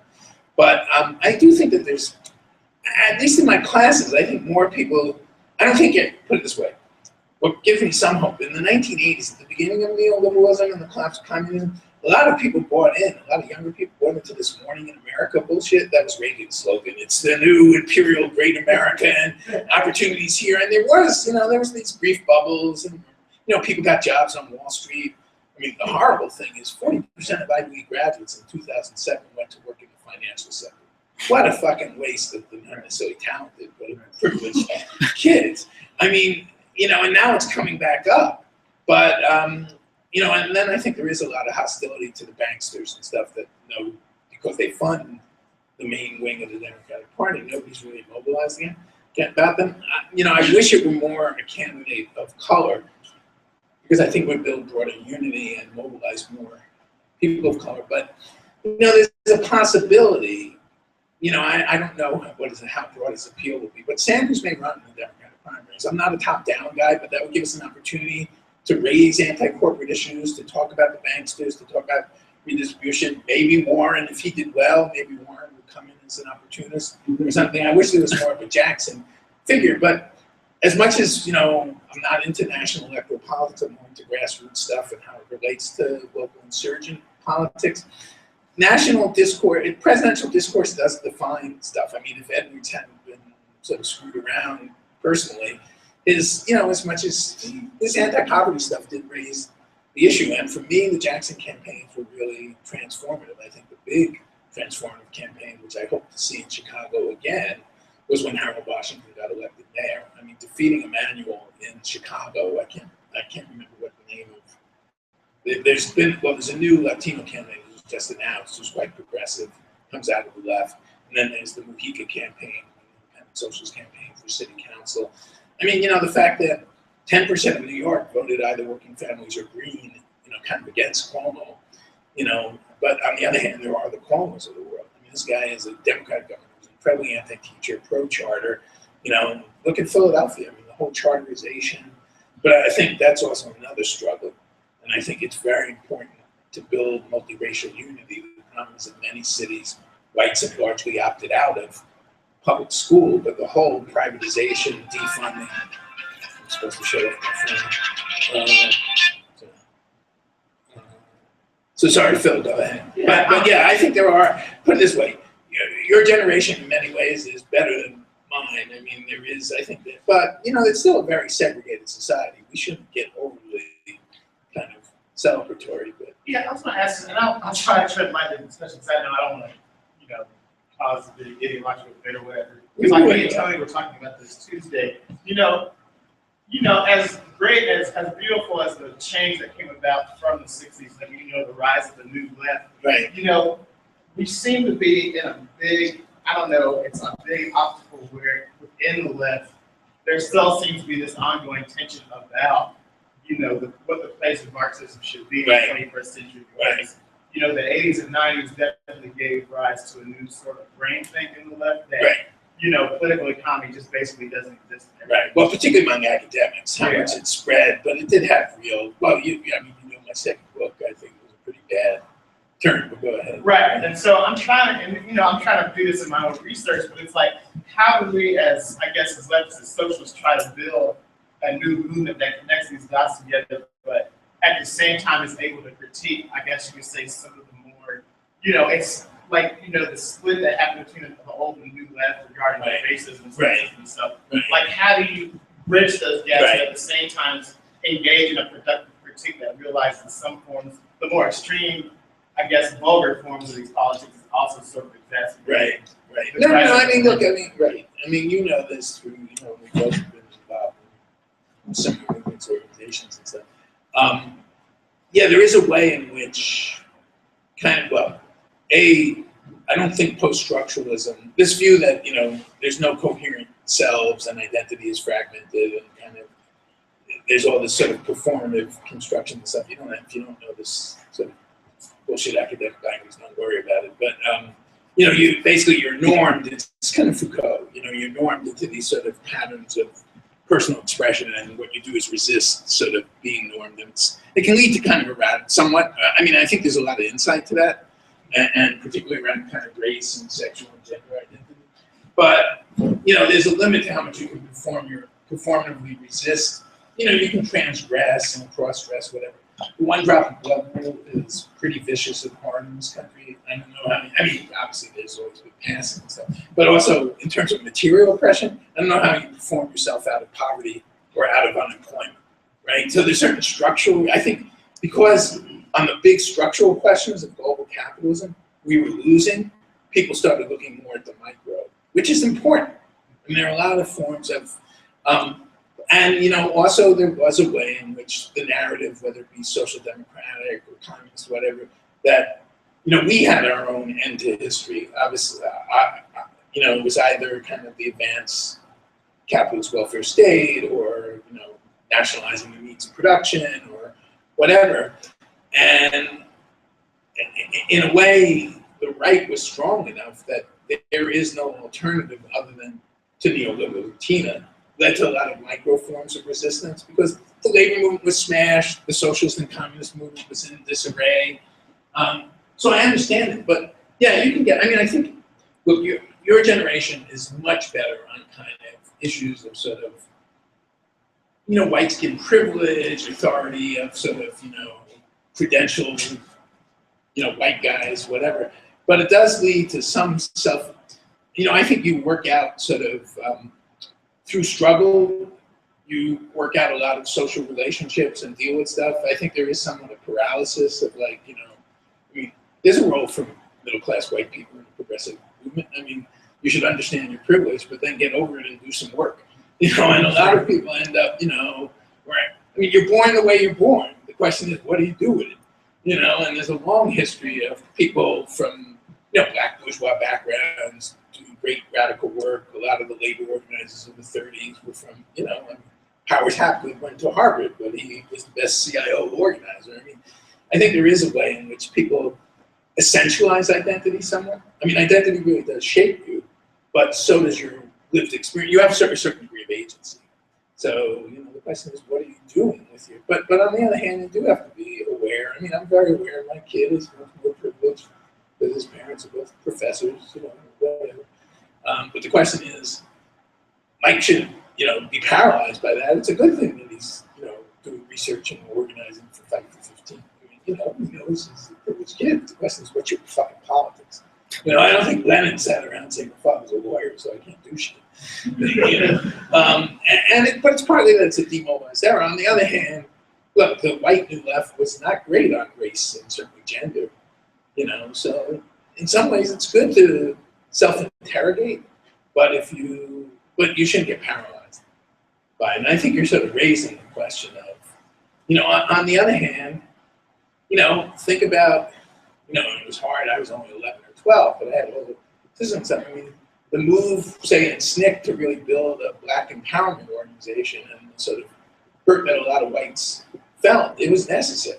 In a certain sense, there's a much stronger, I think, understanding of the need for particular communities to have, a certain level of self-determination and agency. On the other hand, you got to build coalitions, right? I mean, no one group in this country, it's such a plurality, and I'm not saying class is the only, but yeah, I mean, in a certain sense, I still am kind of a humanist, as I think Dubois was. I mean, as much as he was very conscious of racism and the need to win a second Reconstruction stuff, he also did, he was a communist. I mean, he was certainly a socialist in this. Right? Does he really believe that there were certain human needs that people have that transcend particular identities? But if you whitewash particular identities, then you get white supremacy. So it's a tricky dialectic, but I do think that sometimes, put it this way, the last thing I'd say, you get this, look, the new ideology of liberal ruling elites is, it used to be a reference, the United Colors of Benetton. It's like if we just have an integrated boardroom, if the boardroom is half women, 15% African American, 15% Latino, capitalist oppression doesn't exist. I mean, a lot of it, I mean, as much as, for example, I would say that a lot of ruling elites, as much as I am a militant defender of affirmative action on racial and gender grounds, because I do believe that middle and even upper middle class people of color and women are often structurally discriminated against, the fact that we don't have any component based on class. I mean, for university admissions, like where you went to high school, what percentage of kids are on school lunch, there are a lot of white working class kids who go to under-financed, under-resourced schools, and a lot of, that creates a lot of division. As much as I'm a militant defender of affirmative action, I think there should be, I don't believe in class affirmative action replacing race and gender affirmative action. I think that you have to have relatively autonomous, I mean, and also the discourse around affirmative action is really crazy. Meritocracy is competitive bullshit, but there are a lot of people with considerable talent and abilities who aren't recognized by standard discriminatory modes of, allocating scarce places and shit. But yeah, you're asking the big question. Yeah, no, I mean, your generation has a lot to work out because there's a lot more competitive. Put it this way, in our generation, it was kind of like liberalism and Marxism. And then, yeah, you got into sort of nationalism, whatever. But it was all around the kind of, in what way were you a revolutionary nationalist, but also a Marxist or something? And there was kind of a dominant paradigm that you had to critique or set yourself up on. And, I mean, again, we forget that, it somewhat happens now, but even if you were somewhat disillusioned with the Soviet Union, there was Cuba. And for a while there's China, the Cultural Revolution goes. But now somewhat you do have, I remember even in the 90s, I would go to like socialist scholars conference and people would be selling Commandante Marco styles. I mean, there's a lot to be learned from Commandante. But the one thing is, in the United States, because our movement is weak and divided by racism and whatever, we always look for, heroes abroad. And the United States is, it's a regional continental nation. It's incredibly diverse. Slavery and apartheid and racism, and so defines it, the conquest of the Southwest. It's a complicated country, and boy, I'll still say there are two questions you got to break. You got to break, obviously, Jim Crow, right? I mean, the new Jim Crow, whatever. But the Southern question, which is involved with the race question, that's a huge question. I mean, the reactionary nature of whites in the South. I mean, the South is a huge, if you could have liberated African slaves and somehow hived off the, had the whites had their own country, but without Jim Crow. I mean, the North is getting bad, but, we should have had, the North is getting bad because now we react. Well, we always had a white populist reactionary condition in Wisconsin, but, Walker's in Wisconsin. Whoever thought you'd get rid of right to work in Michigan? It's probably the decline of the auto industry and the devastation of Detroit, which was sort of, Black Detroit is key to the left in Michigan, whatever. But Yeah, no, the U.S. is like, I mean, the only thing I tell people is understand the United States history, understand racism in the U.S., build a left that learns from the rest of the world. But the biggest responsibility we have as internationalists is to build a credible left in the United States. That would be the greatest. Get the back of U.S. imperialism, get the boot of U.S. imperialism off the people of the world. And there are lessons to be learned. But Venezuela has. Excuse me. It's a tall. Oh, it's a real tall. No. I mean, I know, but we're in the belt. Well, I know your work. It's like we're in the fucking belly of the beast, right? But some people then think, okay, so now I'm going to live vicariously. My generation in the '80s was kind of like Nicaragua, and you get all these white kids who can roll their R's and kind of know Spanish, and I'm all for it. My son is near native fluent, but it's like, what can we learn from the Sandinistas that might be relevant to organizing here? I mean, that's the. And I think the U.S., and certainly the white left, but I think all parts of the left, it's tough in the U.S. So we often want to live vicariously, whether it be in Sweden, or it be in Venezuela, or it be in Ghana, the Nkrumah, or whatever, and it's tough. But every generation makes their own poetry. I mean, I felt about old lefties telling me what to do. I came up really in the late '60s as a teenager, but the '70s. People telling me stories about the '30s. My parents were old commies and always talking about the CIO this and the Spanish Republic that. And I thought in the late '60s, I thought that's 30 years ago. Well, guess what? The '60s and the '70s, when we really did have, as much as it had problems with mass left, the huge Black Power movement, whatever. That's like 40, 50 years ago. That's like, I'm an old head now. I mean, I never thought I would be, but it's like I talk about, even you talk about the anti-apartheid movement or how we forced all these Ivy League universities to divest, and actually did affect, the final embargo on U.S. investment, and even Mandela, as much as African people liberated themselves.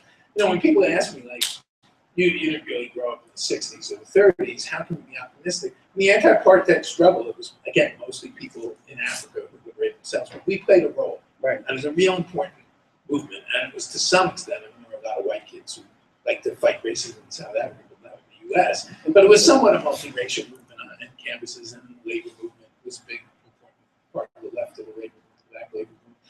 Again, the LGBTQ movement. If you had told me, not that I think, I'm all for marriage equality, I don't think it's the end of emancipation, but if you had told me that would be present in many states 10 years ago, I would have said, and ACT UP and the movement around AIDS was an incredibly courageous movement. And there is, and again, I haven't been out to Ferguson, but it's obviously really transformed a lot. And there's a lot of urban youth resistance. Yeah, okay, I got two questions for you. I'll see you, Phil. One is, can the capitalist corporate structure continue to create these bubbles as an escape hatch to avoid economic Well, that's a good collapse? question. But people were talking about this squeezy and debt bubble, so you go out. And the other thing is basically China keeps taking dollars. We run a 7% trade deficit. How do we sustain it? We live beyond it. Buying goods. Now I have a friend. For the labor. And he says one thing that leftists haven't fully realized is that living standard, wages are down, but a lot of basic consumer durables are cheap because they're made by competitors. Right, no. I mean, think about the price of microwaves or HD TVs. I mean, I used to think, I'm never going to really get too much football I need. And now it's like $300 for it, So yeah, but I even some people thought about it. Look, there is a real question. You can't have the politics of austerity. I mean, is there kind of any Keynesianism? What is weird is when people like Stiglitz and this is crazy in Germany, it's like forcing austerity. But it doesn't seem to change this crazy. They really care about bond prices and about and as long as the stock market's still up, but I do think it is. Look, something's going to explode. So, I mean, you saw it. You see it in periodically in urban insurgencies. It gets pretty bad. obviously focuses interested and see what happens. But there is a lot. That's why I think there's a lot. I think there's a lot of anger and a lot of disillusionment where people realize the American dream is over. It's only a dream for it's a big dream for it's not the biggest. No, that's the. You should all read Ira Katz's lessons for that's right. But look, how did Jews and Irish speak up? They used state power to get jobs as teachers and as cops. Italians use state power to get jobs as contractors. The second that African Americans and Latinos begin to have electoral power, begin to say maybe we ought to get some state jobs, or maybe we ought to go to university the way Jews went to city university. That's affirmative action, that's discrimination. I mean, every ethnic group has used political power to try to lever opportunity. But that's that. But the fact that the increase in life opportunities briefly for people of color occurred when deindustrialization was coming made this zero-sum politics. But to answer real directly, I do think that there's a limit to how much. And the fact is, I do think they can right. The real question is, and I think it's the weakness of the labor movement, the lack of labor density, the lack of sort of Black, white, Latino sort of radical. We need some sort of federated national. Put it this way: I want to be the socialist wing or whatever the radical wing of some sort of mass rainbow that's sort of working in local, fighting cuts in public ed, fighting for state power, fighting against austerity, whatever. Why there isn't, again, it's labor's very cautious. I would, if you could create a national progressive organization with state and local chapters that was not anti-communist and let the left operate within it, that in a way, the resistance is greater at the sum of our parts are greater than the sum. Right? We don't sum into this, it isn't the pop front or whatever you want to talk about. It isn't the new left. It isn't the Black Power movement. I mean, there are a lot of politically active, you know this. And most of the people who were serious activists in the 60s were still around. Correct. And there's a huge amount of community organizing and whatever. But the left is viewed as sort of dead. And it's also, this is a tricky question. I don't really fully know it. I mean, it's hard. A movement to get money out of politics usually will be kind of educated folk who understand process, whatever. But until we really have people power driving out money, until we get public financing, I mean, but you got to integrate that into demands for immediate economic justice. Because it's hard. You're not going to mobilize working people around public finance. Because the underpinning of that is the minimum wage. Right. See, minimum wage, when I was 20 in 66, minimum wage was $1.50. Right. And I was making $3 an hour. Right. So that was better. Oh yeah, the minimum wage was like twice its value. Right, but the $3 was better than the $1.50. But what happens is, that was 50 years ago. Right. It's still in single digits. Right. No. The real value of the minimum wage is 50% of what it was in the late 60s, and that underfloors the whole. Look, the rate of exploitation has just gone through the roof. I mean, there's how can the top 1% not only wealth, but the top 1% makes like 20% of the income, 23. It just got to $7. Right. 50, like right, 5 and that 6 is years another ago. hope. I mean, I think it's tied to getting a path to citizenship and immediate legal status for undocumented immigrants. I mean, I think the correct radical position is anybody who contributes labor to society should have immediate citizenship, as should their dependents. Right, they're part of our community, whatever. But there's a lot of backup. I mean, for every one low-wage worker who has the guts to sort of, particularly their children, to walk out, there are 100 who would. I mean, the fact that, there's a lot of organizers, there's a lot of labor money involved, but I think the consensus around raising the minimum wage is really high, and the Democrats are kind of, I don't get it. They should have run on raising the minimum wage and say all the Republicans are against it. They should have run on, if you don't want to use the words Obamacare, at least endorse the one good single payer part of it. Say, our governors have given 7 million working people, and these are working families, medical, you can say Medicaid or just say healthcare, and Republicans have denied 7 million people in these states where they're not taking the Medicaid money, including Corbett. The Democrats don't stand for anything other than we're not Republicans. Correct. So why not vote for the real Republicans? Real people. And a lot of it is fear that the politics of redistribution, in their view, is always identified. We're going to look like the party of minorities. And stuff. So minorities, people of color. So why don't they explicitly say, look, once in a while, Clinton would once in a while say this, his politics were horrible, but he'd often say that the dog of racism shouldn't keep hunting. And why don't the Democrats just say that racial politics and racist bullshit and Fox News racialization of everything and all this anti-Obama thing just screws white workers? It's a trick. How do you do it exactly? But they don't really, and how many times can that dog hunt? But it's true. That's right. Yeah. How many times can that Yeah, I'm dog sorry, you hunt? said you had a second question. Yeah, it was about the minimum wage. Yeah, No, I think that Underpinning all of that. I think fighting for a higher, I think these things are winnable. I think even in many cities, 15 is winnable, but certainly 10-10, and but how you really mobilize people, but I think, my bet would be stuff around public education, immigrant rights, and the minimum wage, living wage, $15 an hour, and not just minimum wage, but truly universal health care. The other thing is, be interesting. I can't believe the court's going to do this, but if the court strikes down Obamacare, there are going to be 15 million people losing coverage, and how do you mobilize around that? But sorry, you have a question.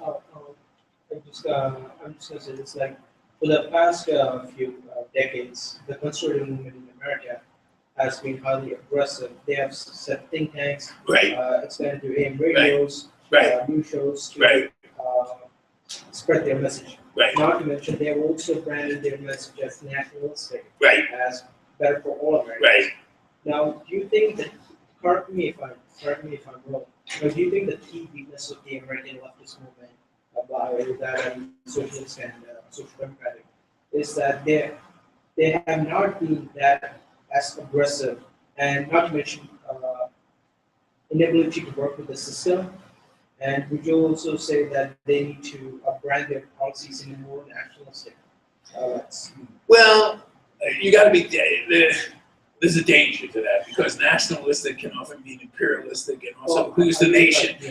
Put it this way: I think you're onto something in the sense that representing the interests of the entire people of our country is something that, partly because of the history of the left in most countries of the world is identified with the anti-colonialist project or the anti-fascist project. You're not viewed as anti-French until recently, if you're a socialist or a communist, right? In fact, there are many cities that were governed by this party, partly because the spirit was that they had fought fascism, and in much of the decolonizing world, the key fighters for national independence were communists and socialists, right?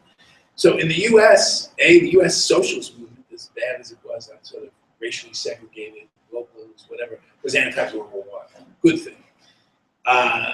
It was good to oppose U.S. imperialism in the Cold War, but the predominant, it wasn't the only, but the predominant tendency, and I come out of this tradition, the Communist Party was the most visible. It was like viewed, you're pro-Soviet, right? So the United States left is often viewed as anti-American. The other thing that I think is often, the ideological left is too often identified as white, even though people of color have been integral and played major roles and stuff. I do think that, we have somewhat a disadvantage. I mean, some of the think tanks of the right and the media right is corporate funding, right?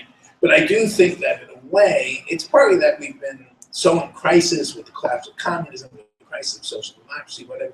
In a certain sense, the left isn't, and I think also because partly there were needs for defensive battles by particular groups, women defending reproductive rights, people of color fighting against racism, fighting against affirmative action, whatever. You had to fight various battles that were what we call sort of sectoral. But in a certain sense, the left has, and this is relevant to kind of Dubois, and the genius of Dubois is recognizing the specificity of the African American experience, but also its integral nature to the American experience. And how you build unity through diversity, that's the hungry. I mean, it is weird that the left in this country, it's a particularly right-wing project, we're the defender of special interests. Now you add up all the alleged special interests, it's the vast majority. But I think what you're getting at is, how does the left recover its speaking for the vast majority, right? And for humanity, in a way. But, there is the danger that, nationalism and a certain form of sometimes when lefts have tried to be populist, they become kind of reactionary nationalists and also sort of white chauvinists. So I just want to emphasize that financial side. No, I understand what you're saying. I do think that, right. The way it is right now is that the conservative policy Right. by seen as it's natural. They're assertive, they have a national vision, and the left is often defensive. I think that's true. But I think you also have to build, we're not very good at building institutions and stuff. I mean, Bill Fletcher often raises this. I mean, you know, and I think it's partly that where we have some money, but it's a very bureaucratic and defensive movement that's not always truly anti-racist. But the labor movement, I think, has been wasting too much money supporting moderate Democrats and labor Democrats. And they ought to fund that. What you need is an anti-racist, pro-labor, independent political organization in this country that the left, that the socialist left can be part of, but that, and I think you also need, you know, I hate to sound like this, but this is a country that's very built around individual personalities and celebrities and whatever. And really, since Jackson, we really haven't had an anti-corporate sort of spokesperson, and it's one of the reasons, again, I don't want to go crazy, and I know that Sanders is in some ways limited. It's always hard for me to think of. Bernie's got a more of a New York Jewish accent than I do, but he's from Vermont, whatever. But maybe he can appeal to broad sectors. I think the key thing for a Sanders campaign will be that he has to immediately reach out to and cement alliances with the progressive communities in the Black and Latino community. If it's just a white kind of progressive campaign, it ain't gonna go very far. But, you know, we need some sort of, basically we didn't have a national movement led by some people who had traction on TV. Warren comes closest. I mean, the finance community killed this country. Capitalism is the reason why we're, you know, in crisis. And who was saved? You know, so, no, but I agree with you that in a certain sense, the left should be identified with the interest of the vast majority and with human emancipation. And we're always viewed as kind of defending this particular cause or that particular cause, but there were needs for fighting defensive battles.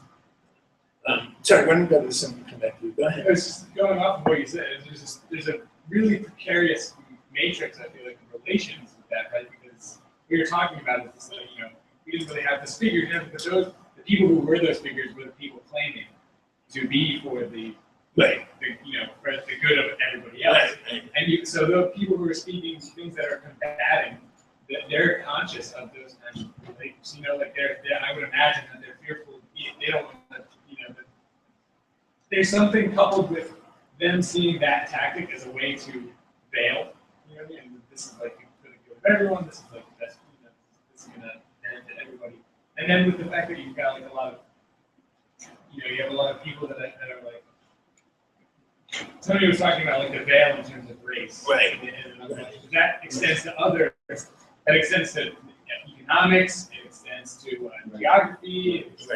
Right. No, and universal can often suppress particular. Right, and I would imagine, you know, in terms of having like a real, like a strengthened like national level, it's like nationalism in the sense that it's been driven into the DNA of people. It's kind of like what a lot of like the opposite things. Well, sure. I mean, what you don't want, right? And there are. Right. No, I'm not saying that, saying it just that it makes it fair. No. And a lot of people who sort of talked to those vague terms in sort of Europe in the 1920s became fascists. Right. I mean, so, but on the other hand, recovering the view, I mean, you know, as much as there was something to it, and my parents are children of this, you know, the genius, you know, whether they stuck with it and what happens in the late 40s, but a lot of this repression, you know, the Popular Front really was viewed, you know, socialism was 20th century Americanism, and there are limits to that, and you know but you know, at the same time, not all, but the Communist Party did pretty good. Again, it may have been turned during World War II, anti-racist work, whatever. There are ways of, you know, in other words, and we don't really have, you know, Tony will talk about this next week and stuff. But the other thing is, you know, again, you don't want to like have the party tell your artists what to do, but we don't really have iconographic, so there are cultural figures who resist the establishment domination. You know, we can all think about favorites, but you know, a culture is pretty segmented by race and class and whatever.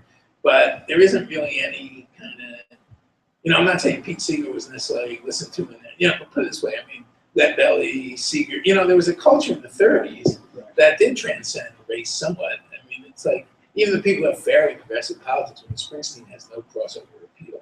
I mean, white lefties like him, but, you know, it's whatever. I'm trying to think of it. I read a blog. And hip hop, I mean, hip hop, political hip hop, but again, political hip hop gets, you know, doesn't get as commercialized and as sort of pushed. I mean, what white kids hear from hip hop has nothing to do with radical critique with their view of it.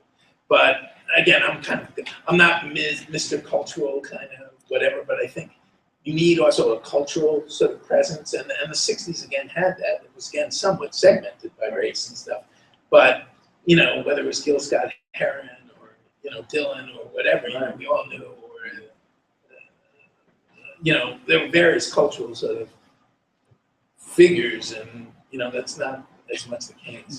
During the Scottish bid for re-election, I saw a blogger who was Scottish, and he was asked, isn't this a little nationalist in like that kind of creepy fascist way? And he said, look, like if we are not fighting for like our status under like mainland Britain, like if it's answered, it goes away. Like if you're no longer pushing for this independence, you no longer even really think about it. Right. You know, so but Scotland's relationship to Britain is a little different than say the United States. The problem, I'm not saying we're talking about national security, but you have to be careful. Anything that's too American.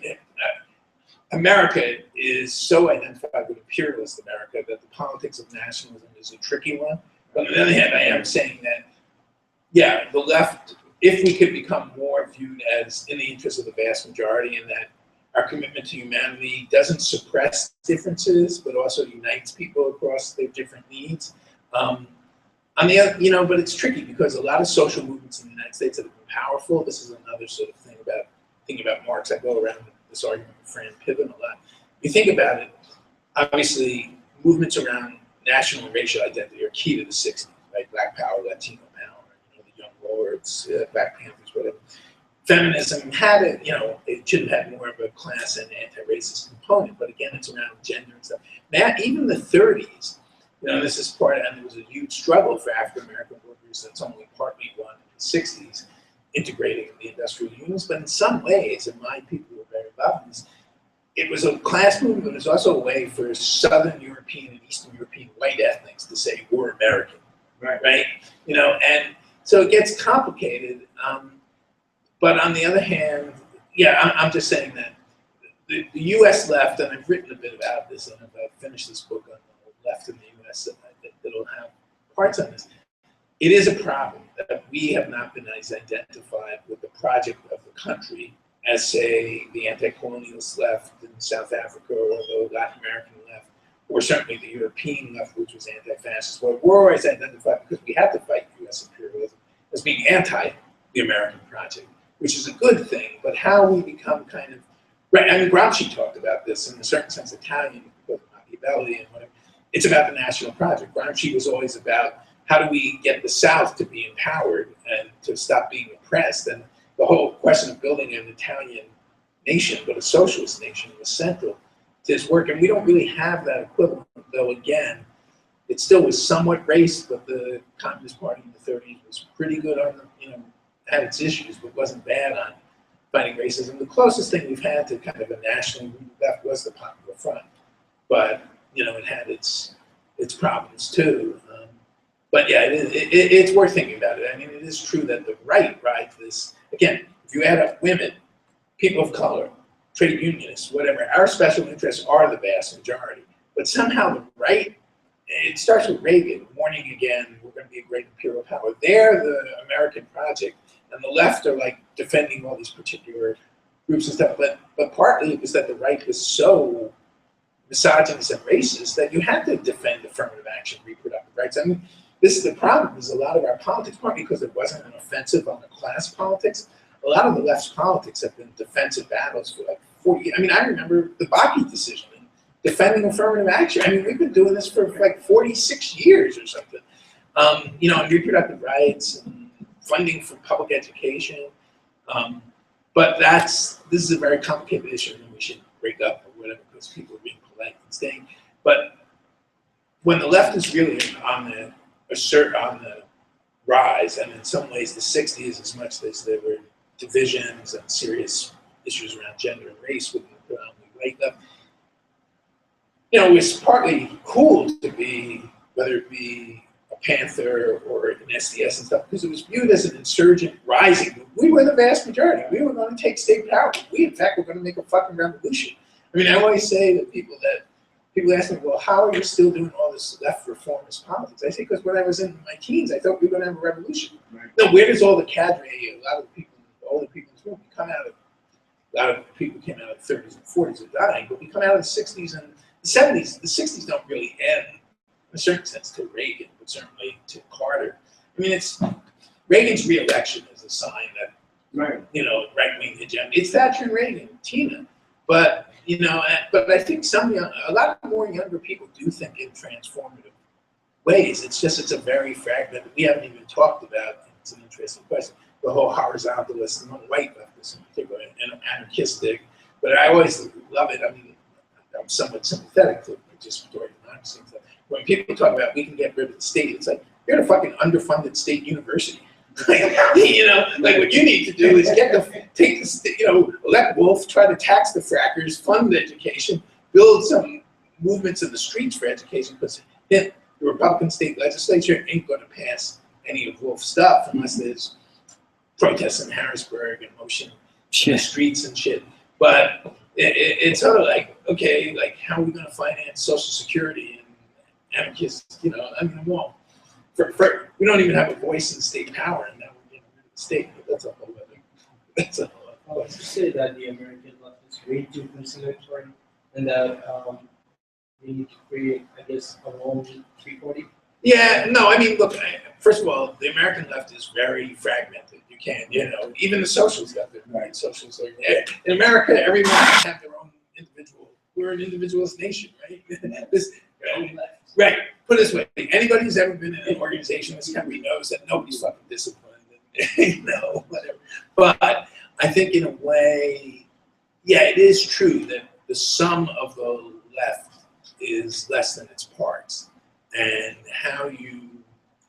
and a lot of people don't use left language, they use progressive. You know, a lot of people hide. I mean, the number of people who are socialists and either know it and don't say it, or are socialists but don't know it. You know, I mean, but on the other hand, the 60s and 70s, I mean, I think there is a lot of questioning. This is a much more anti-corporate. Put it this way: people know the boom is off, the capitalist rose, and also we're supposed to be out of here. Responsible for the room, so we can talk out in the halls. But this was really fun. Thanks for staying.